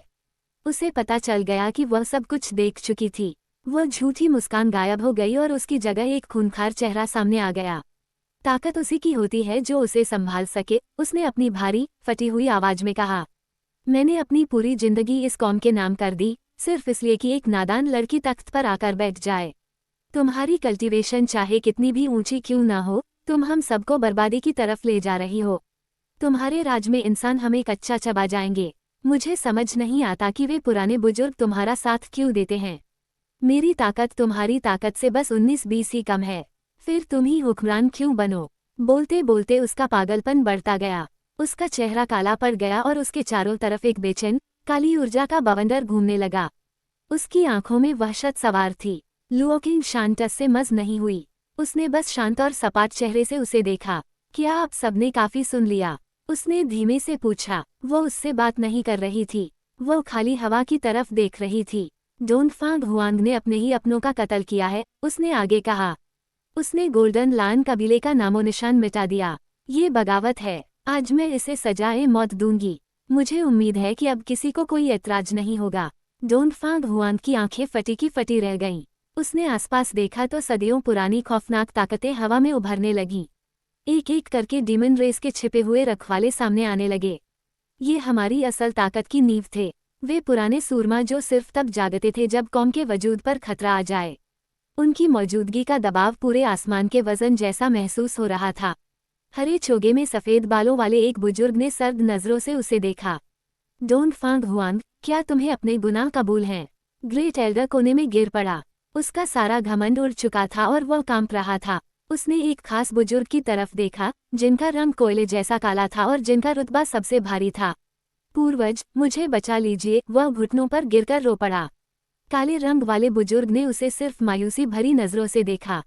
तुमने अपने भाइयों का खून बहाया। तुमने एम्प्रेस के खिलाफ साजिश रची। तुम्हारी नीयत में खोट था। तुमने वही काटा जो बोया था। बिना एक लफज कहे वे पूर्वज मुड़े और गायब हो गए। यह उसके ताबूत की आखिरी कील साबित हुई। डोनफांग हुआंग की रूह जैसे बदन छोड़ चुकी थी। वह जानता था कि वह भाग नहीं सकता, बचने का कोई रास्ता नहीं था। अचानक उसका जिस्म तेजी से फूलने लगा और फिर उतनी ही तेजी से सिकुड़ गया। उसने अंदरूनी अंगों के टुकड़ों के साथ खून का फव्वारा उगला। उसने खुद अपना कोर उड़ा लिया था, खुद को अंदर से तार तार कर लिया था। क्योंकि उसने आसमान की आजमाइशों से पूरी तरह गुजरे बिना अपने मजबूत डीमन शरीर को बनाए रखने का रास्ता चुना था, इसलिए उसकी तुरंत मौत नहीं हुई। यही वजह थी कि वह इतने लंबे समय से अपने स्तर पर अटका हुआ था। वह जीनियस था, पर अपनी जिद का पक्का था। जैसे ही उसकी बची खुची सांसें बुझने लगी, उसने आखिरी बार लुओ किंगशान को देखा। एम्प्रेस, मुझसे गलती हो गई, वह हौंफते हुए बोला। मुझे लगा मैं अपनी कौम के लिए कर रहा हूँ। मैं गलत रास्ते पर चला गया था। आप सही थीं। प्लीज मेरे कबीले को माफ कर दीजिएगा।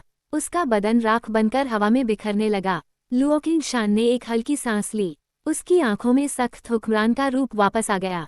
जिसने भी इसका साथ दिया, उन सबको पकड़ लो, उसने हुक्म दिया। उन्हें 100 साल के लिए दहकती गुफाओं में डाल दो। अगर कोई विरोध करे तो उसे खत्म कर दो। काले चोगे में 6 परछायां तुरंत सामने आईं और उसके आगे घुटनों पर बैठ गईं। जैसा एम्प्रेस का फरमान, वे बिजली की तेजी से निकल पड़े। 1 घंटे के अंदर हर गद्दार या तो जंजीरों में था या मारा जा चुका था। डीमन रेस आखिरकार पूरी तरह उसके कब्जे में थी। ये पूरा एकीकरण हो चुका था। लू चिंगशान ने एक गहरी सांस ली और प्राचीन बुजुर्गों की तरफ मुड़ी। उसने अदब से सिर झुकाया और नर्म आवाज में कहा, मामला सुलझ गया है। कौम एक हो चुकी है। आपकी नींद में खलल डालने के लिए माफी चाहती हूँ। कृपया अपने विश्राम में लौट जाएं। लाठी लिए एक दयालु दिखने वाली बूढ़ी औरत आगे बढ़ी। उन्होंने लुओ चिंगशान को एक दादी वाले गर्व से देखा। चिंगशान, हमने तुम्हें बड़ा होते देखा है। वह जीनियस जिसने 3 साल की उम्र में शुरुआत की, 6 साल में हर तकनीक सीख ली और 12 की उम्र में इमोर्टल के मुकाम पर पहुंच गई। तुमने अपनी पूरी जिंदगी हमारे लिए लगा दी और आने वाले हर रिश्ते को ठुकरा दिया। ये पिछली एम्प्रेस थी, लुओ किंगशान की अपनी सगी पूर्वज। उनकी आंखें नम हो गईं। हमने सुना कि उस नीच बुढ़ी ने 10,000 ख्वाहिशों की गोली के साथ क्या किया। हमें लगा कि वो कामयाब हो गया। ये सोचकर मेरा दिल टूट जाता है कि तुम्हें ऐसी जिल्लत से गुजरना पड़ा। लुओ किंगशान का चेहरा शर्म से एकदम लाल हो गया। उसने नीचे देखा, उसका रोज का ठहराव डगमगाने लगा। पूर्वज, वो कामयाब नहीं हो सका, उसने कांपती आवाज में धीरे से कहा। मैं उसे मारकर भागने जितना होश संभाल पाई थी। लेकिन उसने उन सभी पुराने सूरमाओं की तरफ देखा, चेहरा शर्म से जल रहा था। उसने हिम्मत जुटाई और सच बताने का फैसला किया, लेकिन जहर बहुत तेज था। मैं खुद पर काबू खो बैठी। मैं अपने कमरे के सन्नाटे में खड़ा फीनिक्स पैलेस के खूबसूरत रात के नज़ारे को निहार रहा था। मेरा ध्यान भटक रहा था, पर मैं अकेला नहीं था। अचानक मुझे वह महसूस हुआ। पहाड़ों जितने भारी और तेज दर्जनों दिव्य दृष्टियों के झोंके किसी सैलाब की तरह महल पर आ गिरे। वे मुझे ही ढूंढ रहे थे। बड़े हॉल में लुओ किंगशान डीमन रेस के प्राचीन पूर्वजों के सामने खड़ी थी। उसका चेहरा शर्म और पक्के इरादे से भरा था। वह जानती थी कि उसे मेरी हिफाजत करनी थी। मैंने अपना तन एक इंसानी मर्द को सौंप दिया है, उसने उनसे कहा। आवाज में हल्की घबराहट थी पर बात साफ थी। हमारे कायदों के मुताबिक अब वो मेरा शौहर है। चाहे वह बॉडी टेम्परिंग स्टेज का एक मामूली इंसान ही क्यों न हो, मैं सिर्फ उसी को स्वीकार करूंगी। मैं पूर्वजों से इस रिश्ते को मंजूरी देने की गुजारिश करती हूँ। अंदर ही अंदर वो खुद उलझी हुई थी। वह हमेशा से स्वाभिमानी रही थी, एक ऐसी जीनियस जिसने बड़े बड़े धुरंधरों को ठुकराया था। उसने दुनिया हिला देने वाले हुनर और बेमिसाल ताकत वाले हमसफर के ख्वाब देखे थे। पर किस्मत ने उसके साथ अजीब खेल खेला था। लेकिन अपनी शान से ज्यादा उसे इस बात का खौफ था कि ये पुराने दिग्गज मुझे इतना कमजोर देखते ही जान से मार देंगे। पूर्वज गुस्से से लाल पीले हो गए। उनका ऑरा फूटा, जिसने महल की नींव तक हिला दी। उन्होंने दूर से ही मुझे अपनी दिव्य दृष्टि से दीवारों के पार खंगाला। उन्होंने देखा कि एक खूबसूरत चेहरे और गजब के मिजाज वाला लड़का है, पर कल्टीवेशन के नाम पर लगभग शून्य। तभी उन्हें दिखा, मेरे शरीर के अंदर लू चिंगशान के खून की एक बूंद। हवा में बर्फ सा सन्नाटा छा गया। अगर गद्दार डोनफांग हुआंग जिंदा होता तो ये बुजुर्ग ये सब होने देने के जुर्म में उसके टुकड़े टुकड़े कर देते। लाठी वाली बूढ़ी औरत ने आंखें सिकोड़ी। उनका भोलापन गायब हो गया और उसकी जगह खौफनाक कातिलाना इरादा आ गया। इस इंसान का खात्मा जरूरी है, वह फुकारी। ये निकम्मा है। इसकी मामूली सी कल्टीवेशन भी सिर्फ इसलिए है क्योंकि इसने तुम्हारा खून सोखा है। ये तुम्हारे लायक नहीं है, चिंगशान। उन्होंने एक उंगली उठाई, उसकी नोक पर तबाही मचाने वाली ऊर्जा जमा होने लगी, जो मेरा वजूद मिटाने के लिए तैयार थी। लुओ किंगशान ने एक पल भी नहीं गंवाया। वो हवा में उड़ती हुई उस पूर्वज के ठीक सामने आ खड़ी हुई। उसका चेहरा बर्फ जैसा ठंडा था। उसकी ताकत चाहे जो भी हो, ये शिंगशिन मेरा शौहर है। अगर आप उसे मारना चाहती हैं, तो पहले मुझे मारना होगा। वह जानती थी कि इन दिग्गजों के लिए मैं एक चींटी से ज्यादा कुछ नहीं था। वे मुझे मसलने में जरा भी झिझक महसूस नहीं करते। कमरे में बैठे बैठे मैंने हवा में उस तनाव को महसूस किया। मेरे होठों पर एक मुस्कान आ गई। मैं सब कुछ सुन सकता था। उसे इस कदर मेरी हिफाजत करते सुनना सचमुच दिल को छू लेने वाला था। बूढ़ी औरत के माथे पर बल पड़ गए। चाहे तुम जिंदगी भर मुझसे नफरत करो, मैं इसे जिंदा नहीं छोड़ सकती। अगर दुनिया को पता चला कि डीमन रेस की एम्प्रेस ने एक मामूली इंसान से नाता जोड़ लिया, तो पूरी दुनिया हम पर हंसेगी। ये नामंजूर है। वे हवा पर कदम रखते हुए आगे बढ़ीं, उनके पैरों तले जगह में लहरें उठने लगीं। बाकी बुजुर्गों ने मिलकर लुओ किंगशान को घेर लिया और अपने मिले जुले दबाव से उसे वहीं जकड़ दिया। लुओ किंगशान घबरा गई। उसे लगा जैसे उसका दिल सीने से बाहर खींचा जा रहा हो। वो उन्हें मुझ तक नहीं पहुंचने दे सकती थी। बेबसी की हालत में उसने अपनी उंगलियों को पंजों की तरह मोड़ा और अपनी ही गर्दन पर रख लिया। अगर आपने उसे मारा, वह चीखी, तो मैं यहीं आपके सामने अपनी जान दे दूंगी। बुजुर्ग उसकी इस जिद को देखकर सन रह गए। लेकिन वह बूढ़ी औरत रुकी नहीं। वह मेरे कमरे की तरफ ऐसे बढ़ती रही मानो उसने कुछ सुना ही न हो। लू चिंगशान का औरा अपनी चरम सीमा पर पहुंच गया। उसकी डीमन एम्परर तकनीकें बवंडर की तरह घूमने लगी, क्योंकि वह किसी भी कीमत पर उस घेरे को तोड़ने की तैयारी में थी। मैंने खिड़की के पास से उठते हुए एक हल्की सांस ली। मैंने अपने हाथ पसारे और गर्दन मटकाकर अकड़न दूर की। मैं बेहद सुकून से चांद को देख रहा था। जैसे ही हालात बेकाबू होने वाले थे, महल में एक आवाज गूंज उठी। वह हॉल या बगीचों से नहीं आई थी। वह डीमन टेरिटरी के सबसे गहरे और अंधेरे हिस्से से आई थी। वह एक बेहद प्राचीन आवाज थी, जिसमें सदियों का वजन था। मैं इस रिश्ते की इजाजत देता हूँ। दर्जनों ताकतवर बुजुर्ग वहीं के वहीं थम गए। उनकी आंखें हैरत से फैल गईं। वह बूढ़ी औरत, जो ठीक मेरी छत के ऊपर खड़ी थी, अपने कदम रोक बैठी। उसने एक कदम भी आगे बढ़ाने की हिम्मत नहीं की। वह तेजी से वापस बाकी बुजुर्गों के पास पहुंची। सबने अचरज से एक दूसरे को देखा और फिर उस आवाज की दिशा में रुख किया। सबने एक साथ झुककर सिर नवाया। आवाज में बेइंतहा आदर था। हम ग्रेट एम्परर के फरमान का पालन करते हैं। लुओ किंगशान दंग रह गई। उसने कभी नहीं सोचा था कि हजारों सालों से सो रहे डीमन रेस के इकलौते जिंदा सम्राट ग्रेट एम्परर इस बात के लिए जागेंगे। उन्होंने न सिर्फ अपनी बात कही थी, बल्कि मुझे आधिकारिक तौर पर अपना भी लिया था। उसने भी राहत की सांस लेते हुए तुरंत सिर झुकाया। वह आवाज फिर से खामोश हो गई। बुजुर्ग चेहरे पर उलझन लिए धीरे धीरे खड़े हुए। उन्होंने फिर से अपनी दिव्य दृष्टि मेरी तरफ भेजी, पहले से कहीं ज्यादा गहराई से छानबीन करने लगे। वे जानते थे कि ग्रेट एम्परर भविष्य देखने के माहिर थे। वे बिना वजह कोई कदम नहीं उठाते थे। अगर उन्होंने मुझे एम्प्रेस के शौहर के तौर पर माना था, तो जरूर कोई ऐसी बात थी जो वे खुद नहीं देख पा रहे थे। उन्होंने आधे घंटे तक मुझे परखा। आखिरकार वे मायूस होकर अपनी नजरें हटाते हुए सांस भरने लगे। उन्हें अब भी एक साधारण इंसान के सिवा कुछ नहीं दिखा। बूढ़ी औरत ने लुओ किंगशान को देखकर सिर हिलाया। जब खुद ग्रेट एम्परर ने अपनी रजामंदी दे दी है, तो जरूर कोई वजह होगी। मुझे अब कुछ नहीं कहना।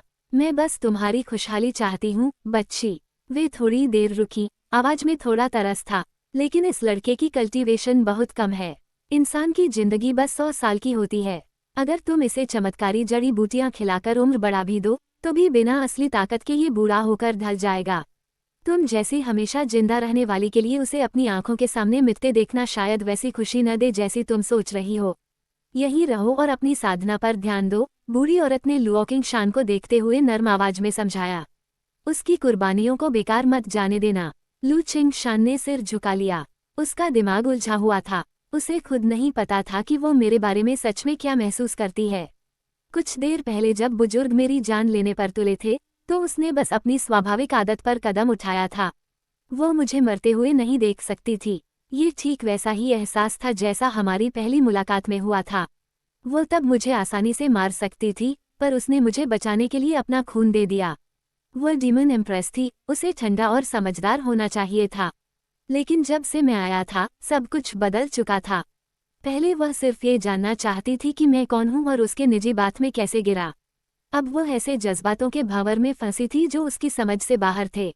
उसने खुद को मुझे सौंप दिया था, और जिस औरत ने कभी इन चीजों को न जाना हो, उसके लिए ये रिश्ता सोच से कहीं ज्यादा गहरा था। वो बस आग के इतनी करीब थी कि रोशनी को देख नहीं पा रही थी। बूढ़ी औरत ने एक आखिरी नज़र मेरे कमरे पर डाली और ओझल हो गईं।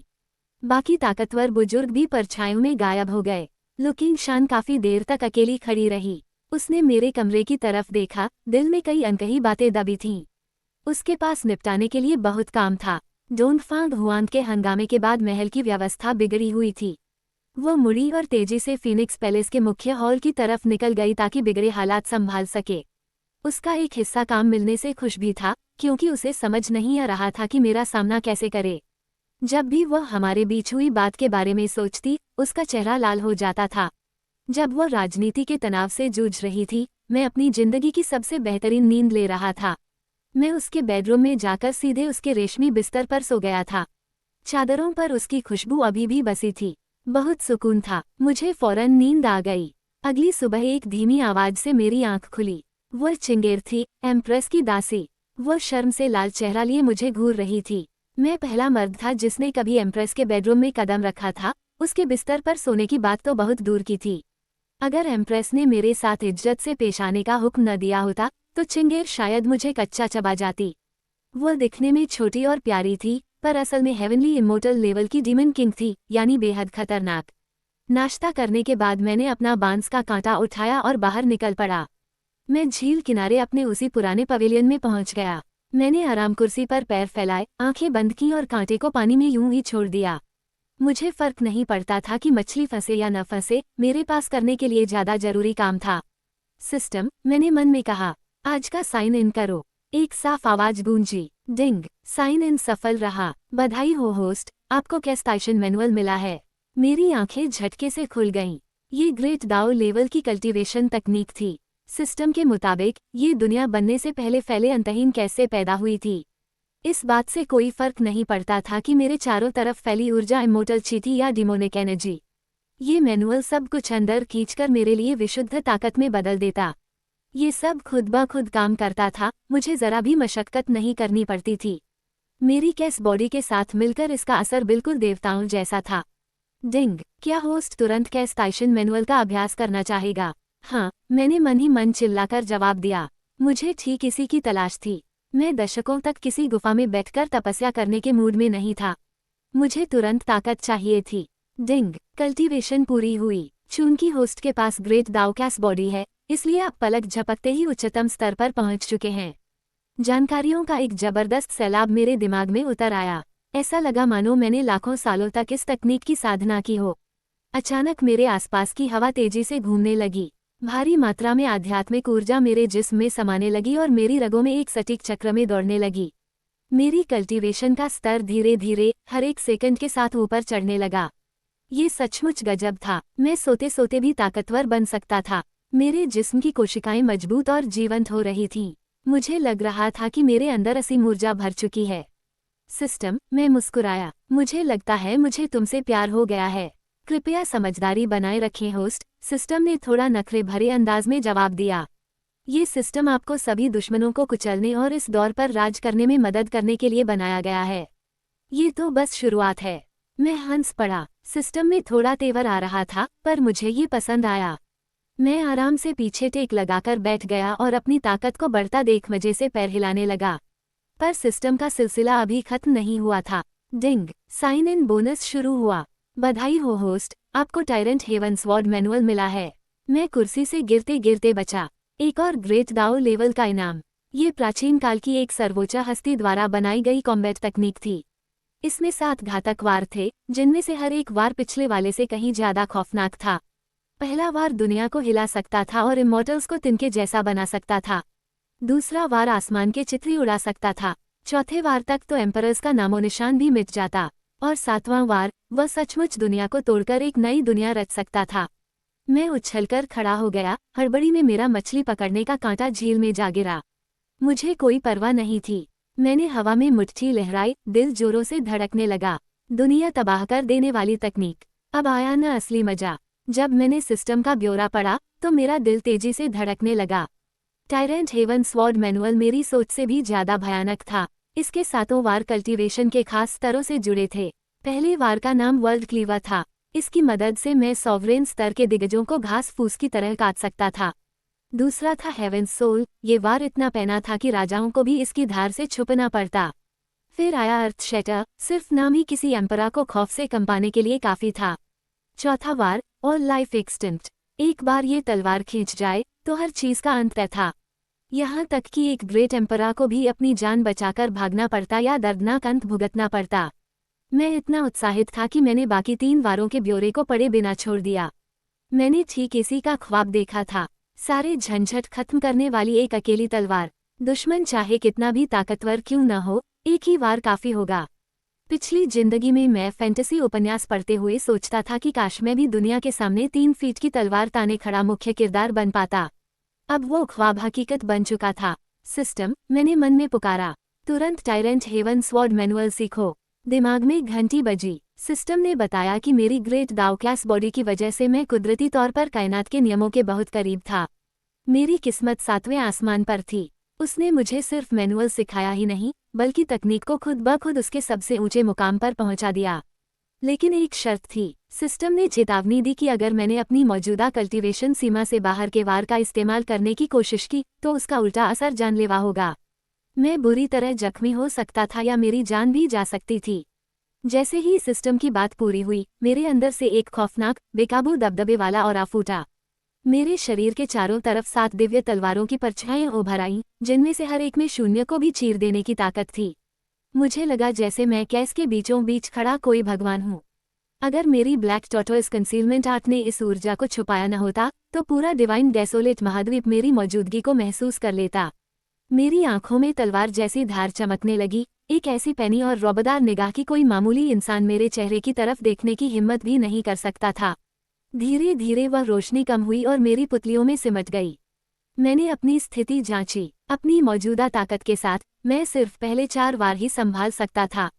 बाकी के 3, हेवेंस कोलैप्स, दाव सौरो और वर्ल्ड रूइन, दिमाग में अभी धुंधले थे। भले ही मैं उन्हें पूरी तरह समझ चुका था, पर मेरा जिस्म उनके लिए तैयार नहीं था। इसने मेरी इस बात को सच साबित कर दिया कि पुरानी कहानियां सच थीं। पुराने जमाने की सर्वोच्च हस्तियां जरूर किसी बहुत ऊंची दुनिया में जा चुकी थीं। अपनी मौजूदा ताकत के बावजूद मैं अभी सबसे ऊंचे शिखर पर नहीं था। मैं आराम कुर्सी पर वापस बैठ गया और अपनी तेज धड़कनों को शांत करने के लिए कुछ गहरी सांसें लीं। मैं मुस्कुराया, अपना कांटा उठाया और धागे को फिर से पानी में डाल दिया। मैं इतना हल्का महसूस कर रहा था कि अपने आप में एक धुन गुनगुनाने लगा। अजेय होना भी कितना अकेला कर देता है, मैंने धीरे से गाया। अजेय होना भी कितना खालीपन लाता है। चोटी पर अकेले खड़े हैं, ठंडी हवाएं चल रही हैं। मेरे इस अकेलेपन को कौन समझ सकता है। अचानक एक मीठी सी खिलखिलाहट की आवाज आई। मैं चौंक गया। मैं उस आवाज को पहचानता था।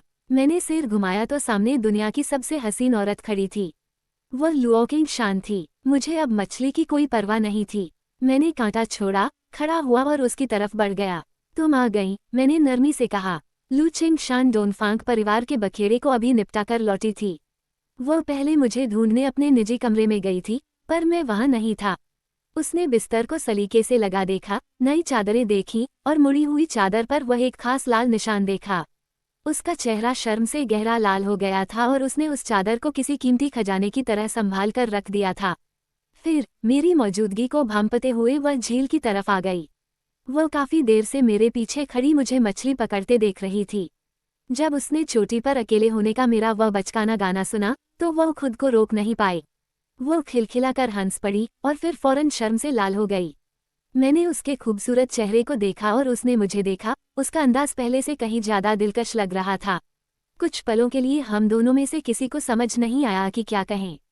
उसने बस धीरे से सिर हिलाया और नजरें चुरा ली। मुझसे आंखें मिलाने की हिम्मत नहीं जुटा पाई। उस असहज खामोशी को पानी के एक तेज छपाके ने तोड़ दिया। लावारिस पड़े मेरे कांटे में एक मछली फंस गई थी और वो उसे खींचकर झील के बीच ले जा रही थी। मैं पवेलियन के किनारे गया और कांटे को दूर बहते देख एक ठंडी सांस ली। अचानक वह कांटा पानी से ऊपर उठा। वो हवा में तैरता हुआ ऐसे आया मानो किसी अनदेखे हाथ ने पकड़ा हो और सीधे मेरे हाथ में आकर टिक गया। मैंने हैरानी से आंखें मटकाईं। लुओ किंग शान ठीक मेरे बगल में खड़ी थी। अब खींचो, उसने फुसफुसाते हुए कहा, वरना मछली छूट जाएगी। मैं तुरंत हरकत में आया और कांटे को एक जोरदार झटका दिया। एक बड़ी तगड़ी मछली पानी की सतह से उछली और पवेलियन के फर्श पर आ गिरी। मैंने उसे दोनों हाथों से पकड़ा और किसी ट्रॉफी की तरह उसके सामने उठा दिया। आज रात मैं तुम्हारे लिए भुनी हुई मछली बनाऊंगा, मैंने वादा किया। लेकिन जब मैंने गौर से देखा तो मछली का पेट फूला हुआ था। वह अंडों से भरी थी। लू चिंगशान ने भी ये देख लिया। मैंने एक आह भरी और सिर हिला दिया। सच कहूं तो मैं इसे नहीं पका सकता, मैंने कहा। इसके अंदर नई जिंदगी है। इसे मारना गलत होगा। मैं पानी के पास घुटनों के बल बैठा और मछली को प्यार से वापस झील में छोड़ दिया। ये करते हुए मैंने लू चिंगशान की आंखों का भाव नहीं देखा। एक पल के लिए उसका सख्त मिजाज पिघल गया और उसकी जगह बेइंतहा प्यार और अपनेपन ने ले ली। मैंने उस बड़ी मछली को झील की गहराइयों में गायब होते देखा। मैं पानी की तरफ झुककर उसे एक आखिरी हिदायत दिए बिना नहीं रह सका। मैंने उससे कहा कि जितनी दूर हो सके तैर जाओ और चारे के लालच में मत पड़ना। अगर किसी और के हाथ लगी तो वे मेरे जितने रहमदिल नहीं होंगे। मेरे बगल में लू चिंगशान के खूबसूरत चेहरे पर मुस्कान की एक हल्की सी चमक तैर गई। उसने काफी देर तक मुझे देखा और फिर नरमी से बोली। उसने मुझसे अपने साथ चलने को कहा। वो मुझे मछली की दावत देना चाहती थी। मैंने हल्की सी मुस्कान के साथ उसके सामने एक शर्त रखी। मैंने कहा कि अगर मछली वह दे तो खाना मैं उसके लिए बनाऊंगा। वो एक पल के लिए ठिठक गई, साफ तौर पर हैरान थी, पर फिर उसका चेहरा एक प्यारी मुस्कान से खिल उठा। वह मान गई और बोली कि वो देखना चाहती है कि मेरा हुनर कैसा है। उस पल हम दोनों ऐसे लग रहे थे जैसे बरसों से शादीशुदा जोड़ा हूँ। हमारे बीच सब कुछ बहुत सहज और आसान लग रहा था। हमारी आंखों में एक गहरा, अनकहा प्यार था, हालांकि हम दोनों में से कोई भी इसे जुबान पर लाने के लिए तैयार नहीं था। नजारा उसके निजी महल के बावर्ची खाने में बदल गया। मैं चूल्हे और बर्तनों के बीच व्यस्त था, पूरे मन से काम कर रहा था। पास के डाइनिंग हॉल में लू चिंगशान बैठी थी, अपनी थोड़ी पर हाथ टिकाए मुझे देख रही थी। उसकी नजरें बेहद नर्म थीं, उस अपनेपन से भरी जिन्हें वह आमतौर पर छुपा कर रखती थी। देखते ही देखते मेज पर लजीज पकवान सज गए। डीमन रेस के इलाके में दुर्लभ चीजें और अनोखे जंगली जीव मौजूद थे। ये कोई सोचने समझने वाले डीमंस नहीं, बल्कि आम जंगली जानवर थे, इसलिए लू चिंगशान को उन्हें खाने में कोई झिझक नहीं हुई। वह दंग रह गई। उसने कभी नहीं सोचा था कि जो शख्स अचानक उसकी जिंदगी में आ गिरा था, वह इतना उम्दा खाना बनाता होगा। इसका स्वाद उन इंसानी खानों से बिल्कुल अलग था जो उसने अपने दौरों में चखे थे। सब कुछ बहुत ताज़ा, लाजवाब और जायके से भरा था। आखिरकार उसने पीछे टेक लगाए और अपने पेट पर हाथ फेरते हुए थोड़ा झिप गई कि उसने कितना ज्यादा खा लिया था। उसने मेरा शुक्रिया अदा किया और बताया कि यह उसकी जिंदगी का सबसे बेहतरीन खाना था। मैंने उसके लाल होते चेहरे को देखा और दिल में एक गर्माहट महसूस की। मैंने उससे कहा कि ये मेरे शहर के सादे पकवान हैं और अगर उसे पसंद आए तो जब भी वह चाहेगी मैं उसके लिए खाना बना दूंगा। लू चिंगशान मुझे एकटक देखती रही, मेरी मुस्कान से थोड़ी खोई हुई सी लगी। मैं समझ सकता था कि वो हमारे भविष्य के बारे में सोच रही थी। अचानक जैसे उसने कोई बहुत बड़ा फैसला ले लिया हो, वो खड़ी हो गई। उसका चेहरा शर्म से लाल था जब उसने मुझसे कहा कि आने वाले कुछ दिनों में खुद को तैयार कर लूं। उसने कहा कि वह अपनी जुबान की पक्की है और इंसानी रिवाजों को मानते हुए वह मेरी पूरी जिम्मेदारी लेने जा रही है। उसने अपने बुजुर्गों को पहले ही बता दिया था, कुछ ही दिनों में हमारी शादी होने वाली थी।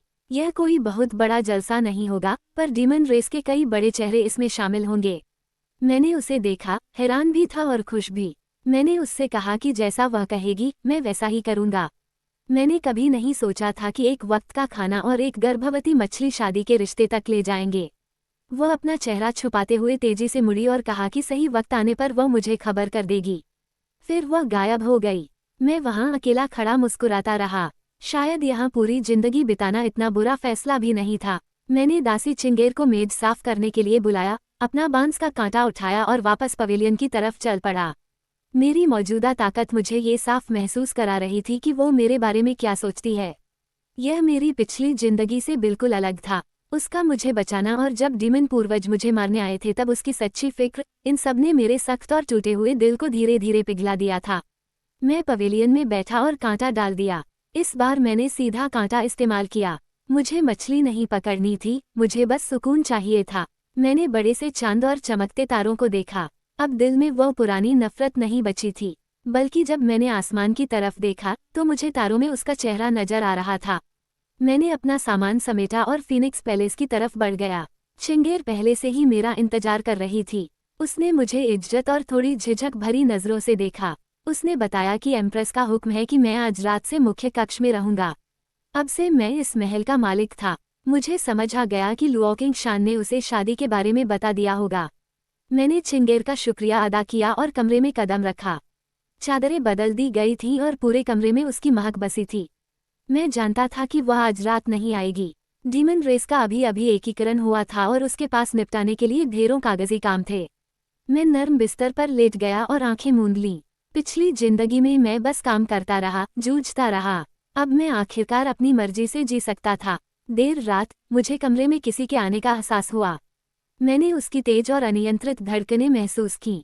वह लुओकिंग शान थी। मैं सोने का नाटक करता रहा जब वो बिस्तर के पास खड़ी मुझे देखती रही।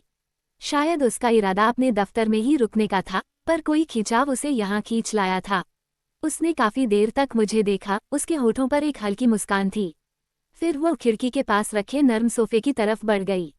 शायद पिछले कुछ दिनों की थकान उस पर हावी हो गई थी, क्योंकि लेटते ही उसे तुरंत नींद आ गई। मैंने उसे जगाया नहीं और न ही बिस्तर पर आने को कहा। मैं बस अंधेरे में मुस्कुराया और फिर से आंखें बंद कर लीं। अगली सुबह सूरज की किरणों से उसकी आंख खुली। वह पहले से कहीं ज्यादा तरोताजा लग रही थी। जैसे ही वह उठकर बैठी, उसने देखा कि सोते वक्त किसी ने उसके ऊपर प्यार से रजाई उड़ा दी थी। उसने बिस्तर की तरफ सिर घुमाया और उसकी नजरें मुझसे मिलीं। लुओकिंग शान की आंखों के इर्द गिर्द एक गुलाबी सी चमक थी। उसने नीचे देखा, उसकी उंगलियां घबराहट में एक दूसरे से उलझ रही थीं, बिल्कुल किसी नादान लड़की की तरह जिसे समझ न आ रहा हो कि क्या करे। यह उस महान डीमन एम्प्रेस का वह रूप था जिसे मेरे अलावा किसी और ने कभी नहीं देखा था। ये खूंखार और ताकतवर औरत सिर्फ मेरे सामने इतनी शर्मिली और दिलकश हो जाती थी। यंगचिन, तुम जाग गईं, मैंने खामोशी तोड़ते हुए कहा। हाथ मुंह धो लो, फिर नाश्ता करते हैं। उसने झेपते हुए सिर हिलाया। उसने यह नहीं पूछा कि क्या रजाई मैंने उड़ाई थी, और मैंने यह नहीं पूछा कि वो कल रात कमरे में क्यों आई थी। हम दोनों के बीच एक शांत और खूबसूरत समझदारी थी। जल्दी से नाश्ता करने के बाद वह महल के काम निपटाने चली गई और मुझे अपने हाल पर छोड़ दिया। मैंने अपना कांटा उठाया और झील के बीच बने पवेलियन की तरफ चल पड़ा। मैं अभी बैठा ही था कि कान में जानी पहचानी घंटी बजी। रोज के साइन इन का वक्त हो चुका था। सिस्टम, चलो शुरू करो, मैंने फुसफुसाते हुए कहा। साइन इन शुरू करो। दिमाग में एक सुनहरा संदेश चमका। इनाम में अर्थ स्वॉर्ड मिली थी, जो ग्रेट दाउग्रेड का एक दिव्य हथियार था। इसे सृष्टि की शुरुआत में आसमान के खंभे से गढ़ा गया था। सिस्टम ने मुझे बताया कि यह सभी हथियारों का सरताज था। अगर ये तलवार सामने आ जाए तो दुनिया की हर दूसरी तलवार झुककर सजदा करेगी। मुझसे सब्र नहीं हुआ। मैंने सिस्टम स्पेस में हाथ डालकर उसे बाहर निकाल लिया। जैसे ही वह प्राचीन मूठ मेरी हथेली से छुई, पवेलियन के चारों तरफ की हवा चटक गई। खुद शून्य में बड़ी बड़ी दरारें पड़ने लगीं। एक खौफनाक और शाही औरा बाहर फूटा, जो पूरे इलाके में फैल गया। उसी पल डीमन रेस के इलाके का हर दिव्य हथियार थर थर कांपने लगा। तलवारें अपनी म्यानों से बाहर निकल आईं और मेरी दिशा में झुकने लगीं, मानो अपने बादशाह के आगे घुटने टेक रही हूँ। अरे बाप रे, मैं घबराया। मैंने जितनी जल्दी हो सके तलवार को वापस सिस्टम स्पेस में धकेल दिया। मुझे अंदाजा नहीं था कि अर्थ स्वॉर्ड इतना तगड़ा शोर मचा देगी। अगले ही सेकंड फीनिक्स पैलेस के ऊपर का आसमान ताकतवर चेहरों से भर गया। लुओकिंग शान डीमन रेस के बुजुर्गों के साथ वहां मौजूद थी। उसकी पूर्वज लू शुवानयू ने माथे पर बल लाते हुए पूरे इलाके का मुआयना किया।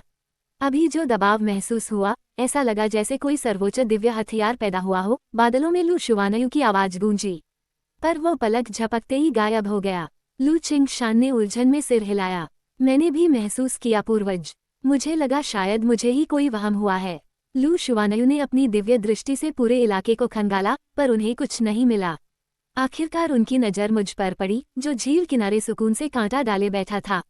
उन्होंने एक ठंडी सांस ली और लू चिंग शान की तरफ मुड़ी। चूंकि कबीलों के बड़े सम्राट इस रिश्ते के लिए मान चुके हैं, इसलिए अब मैं इसका विरोध नहीं करूंगी, बूढ़ी औरत ने नरमी से कहा। लेकिन तुम्हारे इस शौहर की कल्टीवेशन तुम्हारे खून की वजह से सिर्फ स्पिरिट्सी लेवल पर है। ये बहुत ही कम है। तुम्हें ध्यान रखना होगा कि यह खूब मेहनत से अभ्यास करे। उन्होंने लू चिंग शान के शर्माते चेहरे को देखा और सिर हिला दिया। बस उम्मीद है कि यह तुम्हें निराश न करे। रोशनी की चमक के साथ सारे बुजुर्ग गायब हो गए। लू चिंग शान कुछ पलों के लिए रुकी। उसने एक मीठी मुस्कान के साथ मुझे देखा और फिर वह भी ओझल हो गई। मैंने एक लंबी सांस छोड़ी जो मैं रोके बैठा था। मामला बहुत ज्यादा करीब आ गया था। अगर मैं एक सेकंड भी देर करता तो मेरा भेद खुल जाता। मुझे अपनी ताकत उजागर होने की परवाह नहीं थी, पर मुझे लुओ की शान की फिक्र थी। हम दोनों के बीच अभी भरोसा बनना शुरू ही हुआ था। अगर उसे पता चलता कि मैं कोई छुपा हुआ उस्ताद हूँ, तो उसे लगता कि मैं शुरू से उसके साथ खेल रहा था। मैं उस अपनेपन को खोना नहीं चाहता था जो उसने मुझे दिया था। सिस्टम, मैंने मन ही मन नाराजगी जताई। क्या हम इन ड्रामों को थोड़ा कम कर सकते हैं? मेरी तो पोल ही खुलने वाली थी। सिस्टम ने तुरंत जवाब दिया। उसने पहले ही सुधार कर लिया था। अब से मैं जो भी इनाम बाहर निकालूंगा, वह एक अदृश्य घेरे में ढका रहेगा। जब तक मैं खुद न चाहूं, किसी को भनक तक नहीं लगेगी। सिस्टम, मुझे तुमसे प्यार है, मैंने सोचा। तुम मेरे तारनहार हो, ज्यादा भावुक न हो, सिस्टम ने रूखेपन से जवाब दिया। यह मामूली सा सुधार था। तभी घंटी फिर बजी। मुझे एक और इनाम मिला था, एक 9 रिवॉल्यूशन अर्थ पिल। ये ग्रेट दाओ ग्रेड की एक ऐसी दवा थी जिसकी नकल बनाना नामुमकिन था। इसे 9 आसमानी आजमाइशों से गुजारा गया था और 81 सालों तक कैस की ऊर्जा में पकाया गया था। ये किसी भी जख्म को भर सकती थी, कटे हुए अंग दोबारा उगा सकती थी, और जब तक इंसान में एक भी सांस बची हो, उसे मौत के मुंह से खींचकर वापस ला सकती थी। मैंने तुरंत उस गोली को बाहर निकाला। मैं देखना चाहता था कि सिस्टम की नई रुकावट सचमुच काम करती है या नहीं। और इससे भी बढ़कर, मैं इस जादुई खजाने को अपनी आंखों से देखना चाहता था। ये 9 रिवॉल्यूशन अर्थ पिल सचमुच लाजवाब थी। इसे पास रखना यानी अपनी जेब में एक अतिरिक्त जिंदगी लेकर घूमने जैसा था। मैंने अपनी हथेली पर रखी उस गोली को देखा। इसका बाहरी रंग हल्का सुनहरा था और इससे किसी भी तरह की ऊर्जा नहीं निकल रही थी। यहाँ तक कि इसकी सतह पर बने 9 गोल निशान भी नहीं चमक रहे थे। एल्केमी ट्रू मैनुअल की बदौलत अब मैं प्राचीन तकनीकों का माहिर बन चुका था। आमतौर पर मैं किसी भी गोली को सिर्फ छूकर, सूंघकर या देखकर ही दोबारा बना सकता था। मैं अनुपात बदलकर उसका और बेहतर रूप भी तैयार कर सकता था। लेकिन जब मैंने इस सुनहरी गोली को परखा, तो मेरे हाथ खड़े हो गए। अपने बेमिसाल ज्ञान के बावजूद, मैं इसमें इस्तेमाल की गई जड़ी बूटियों या उन्हें मिलाने के सही अनुपात का अंदाजा नहीं लगा पाया। इस गोली की नकल बनाना बिल्कुल नामुमकिन था। मुझे सच में बहुत अचरज हुआ। फिर सोचा तो बात समझ में भी आई। अगर मैं जब चाहूं तब ग्रेट दाव दर्जे की दवायां खुद ही बना लेता, तो सिस्टम को मुझे इनाम में ये देने की जरूरत ही क्यों पड़ती। सिस्टम ने कभी निराश नहीं किया। मैंने सावधानी से उस गोली को अपने सिस्टम स्पेस में रख दिया और घंटी बजने का इंतजार करने लगा। पर सन्नाटा रहा। फिलहाल कोई और इनाम नहीं था। मैंने एक लंबी सांस ली। ऐसा लग रहा था कि यह साइन इन सिस्टम अपनी ही धुन में चलता था। कभी तो ढेरों चीजें मिल जाती थीं और कभी सिर्फ एक अकेली चीज। गिफ्ट पैक सचमुच सबसे बेहतरीन थे। अगर मुझे ऐसे कुछ और पैक मिल जाते, तो मेरी जिंदगी पूरी तरह संवर जाती। मैंने अपनी चीजों की लिस्ट देखी। अर्थ स्वॉर्ड, जो सारे हथियारों का सरताज थी, और 9 रिवॉल्यूशन अर्थ पिल, जो साक्षात दूसरी जिंदगी थी। मेरे चेहरे पर मुस्कान आ गई। इनमें से कोई भी एक चीज बाहर की दुनिया में कत्लेआम मचाने के लिए काफी थी। फिर भी, मैं यहाँ आराम से बैठकर ही इन्हें हासिल कर चुका था। यही तो चीट कोड होने का असली मजा था। मैं हाथ में मछली पकड़ने का कांटा थामे पूरी तरह सुकून से बैठा रहा। मैं मन ही मन अपनी मौजूदा ताकत का हिसाब लगाने लगा। मेरे पास ग्रेट दाओ कैस बॉडी थी, जो इस कायनात का नंबर 1 शरीर था।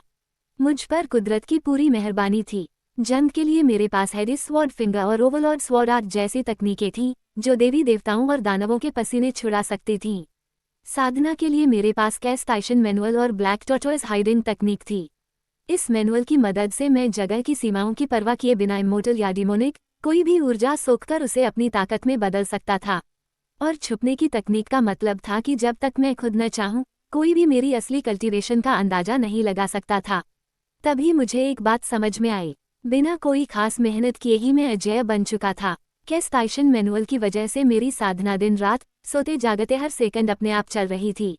किसी रहस्यमय ताकत की वजह से मेरा स्तर भले ही एक जगह रुका हुआ लग रहा था, लेकिन जो ऊर्जा मैं सोख रहा था, वह लगातार मेरे शरीर को तराश रही थी। मेरी त्वचा और हड्डियां किसी दिव्य हथियार जितनी फौलादी हो चुकी थीं। इसी रफ्तार से चला तो मैं बहुत जल्द शारीरिक पूर्णता हासिल कर लूंगा। सिस्टम, मैंने मन ही मन फुसफुसाते हुए कहा, तुम सच में गजब हो। मुझे लगता है मुझे तुमसे प्यार हो गया है। होस्ट, कृपया अपने जज्बातों पर काबू रखें, सिस्टम ने सपाट लहजे में जवाब दिया। यह मेरी पूरी काबिलियत का सिर्फ एक छोटा सा हिस्सा है। तमाम दुनियाओं की इकलौती हस्ती होने के नाते, मेरा काम आपको आसमान पर छा जाने और इस दौर पर राज करने में मदद करना है। ये तो बस शुरुआत है। मैंने मुस्कुराते हुए बात सुनी। सिस्टम अब शेखी बघारने में माहिर हो रहा था, पर मुझे बुरा नहीं लगा। सच कहूँ तो मुझे ये सुनना अच्छा ही लग रहा था। उस शाम मैं अपनी खाली टोकरी और कांटा लेकर फीनिक्स पैलेस वापस लौटा। मुझे हैरानी हुई कि लू चिंगशान पहले से ही वहां मौजूद थी। उसने सिर उठाकर मुझे देखा और एक बेहद प्यारी और गर्मजोशी भरी मुस्कान दी। तुम आ गए, उसने नरमी से कहा। जाओ, तैयार हो जाओ, खाने का वक्त हो गया है। मैं एक पल के लिए ठिठक गया। ये सब कितना अपना सा, कितना आम और प्यारा लग रहा था। मैं हमेशा से ऐसी ही जिंदगी जीना चाहता था। अपनी नई ताकत के साथ मैं जानता था कि मुझे इस सुकून की हिफाजत करनी थी। जो भी इस शांति को बिगाड़ने की कोशिश करेगा, उसे भारी कीमत चुकानी पड़ेगी। मुझे खुद को घूरते देख लुओ चिंगशान का चेहरा हल्का सा लाल हो गया। कबीले में आज शांति है, इसलिए मैं जल्दी वापस आ गई। और हाँ, तुम्हें तैयारी करनी होगी, कल शादी है। मैं मुस्कुराया और सिर हिला दिया। जैसा तुम कहो, मैं बिल्कुल तैयार हूँ। मैंने अपना सामान एक तरफ रखा और उसके साथ खाने की मेज पर बैठ गया। खाना वाकई लाजवाब था। मैंने एक निवाला लिया और मेरी आंखें खुशी से फैल गईं। मुझे नहीं पता था कि तुम इतना बेहतरीन खाना बनाती हो। यह एकदम उम्दा है। मैंने इंसानी दुनिया में काफी वक्त गुजारा है, उसने शर्माते हुए जवाब दिया। वहाँ कुछ चीजें सीख ली थीं। चलो, अच्छे से खाओ। मैंने कोई संकोच नहीं किया और मजे से खाना खाने लगा। वो मुझे बड़े प्यार से देख रही थी, मानो हम दोनों की शादी को बरसों बीत चुके हों। आराम से खाओ, वो हंसते हुए बोली। कोई तुमसे छीनने नहीं आ रहा। मुंह भरा होने की वजह से मैं बोल भी नहीं पाया, बस मुस्कुराते हुए सिर हिलाता रहा। खाने के बाद हम दोनों खिड़की के पास बैठकर तारों को देखने लगे। क्या कल की रस्मों के लिए मुझे कुछ खास करना होगा? मैंने पूछा। उसने पलकें झुका ली और बड़ी नजाकत से मेरी तरफ देखा। मैं बस तुम्हें यही बताने वाली थी। डीमंस की शादियां काफी हद तक इंसानों जैसी ही होती हैं। तुम्हारे कपड़े तैयार हैं, थोड़ी देर में कोई आकर तुम्हें कायदे कानून समझा देगा। मुझे भी अपनी कुछ आखिरी तैयारियां करनी है, इसलिए रिवाज के मुताबिक मैं आज रात यहाँ नहीं रुकूंगी। वो खड़ी हुई, उसके गाल गहरे लाल हो गए और वो लगभग भागते हुए कमरे से बाहर निकल गई। मैंने उसे जाते देखा, दिल में उसके लिए प्यार और बढ़ गया था। अगली सुबह कुछ दासियां मुझे शादी का सुर्खलाल जोड़ा पहनाने आ गईं। एक बुजुर्ग महिला ने आधी रात तक मुझे तौर तरीके और खड़े होने के नियम सिखाए थे। सबक खत्म होने के बाद वे मुझे एक कुदरती स्नानघर में ले गईं जो आध्यात्मिक ऊर्जा से भरपूर पवित्र पानी से भरा हुआ था।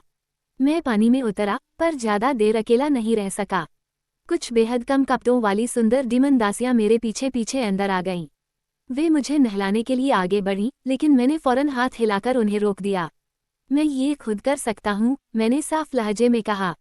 वे उदास और मिन्नत भरे चेहरे बनाकर मुझे देखने लगीं। उन्होंने समझाया कि यह डीमन रेस का रिवाज है। एम्प्रेस के शौहर के नाते मुझे सबसे आला दर्जे की खिदमत मिलनी चाहिए और यह उनका फर्ज है। अगर मैंने उन्हें बाहर निकाला तो लोग उन्हें नीची नज़र से देखेंगे। लेकिन मुझे इस बात की परवाह नहीं थी। मैं ये सिर्फ अपने लिए नहीं कर रहा था, बल्कि लुओ किंगशान के लिए कर रहा था। इन दासियों का फायदा उठाना उसके साथ नाइंसाफी और इन लड़कियों के प्रति गैर जिम्मेदारी होती।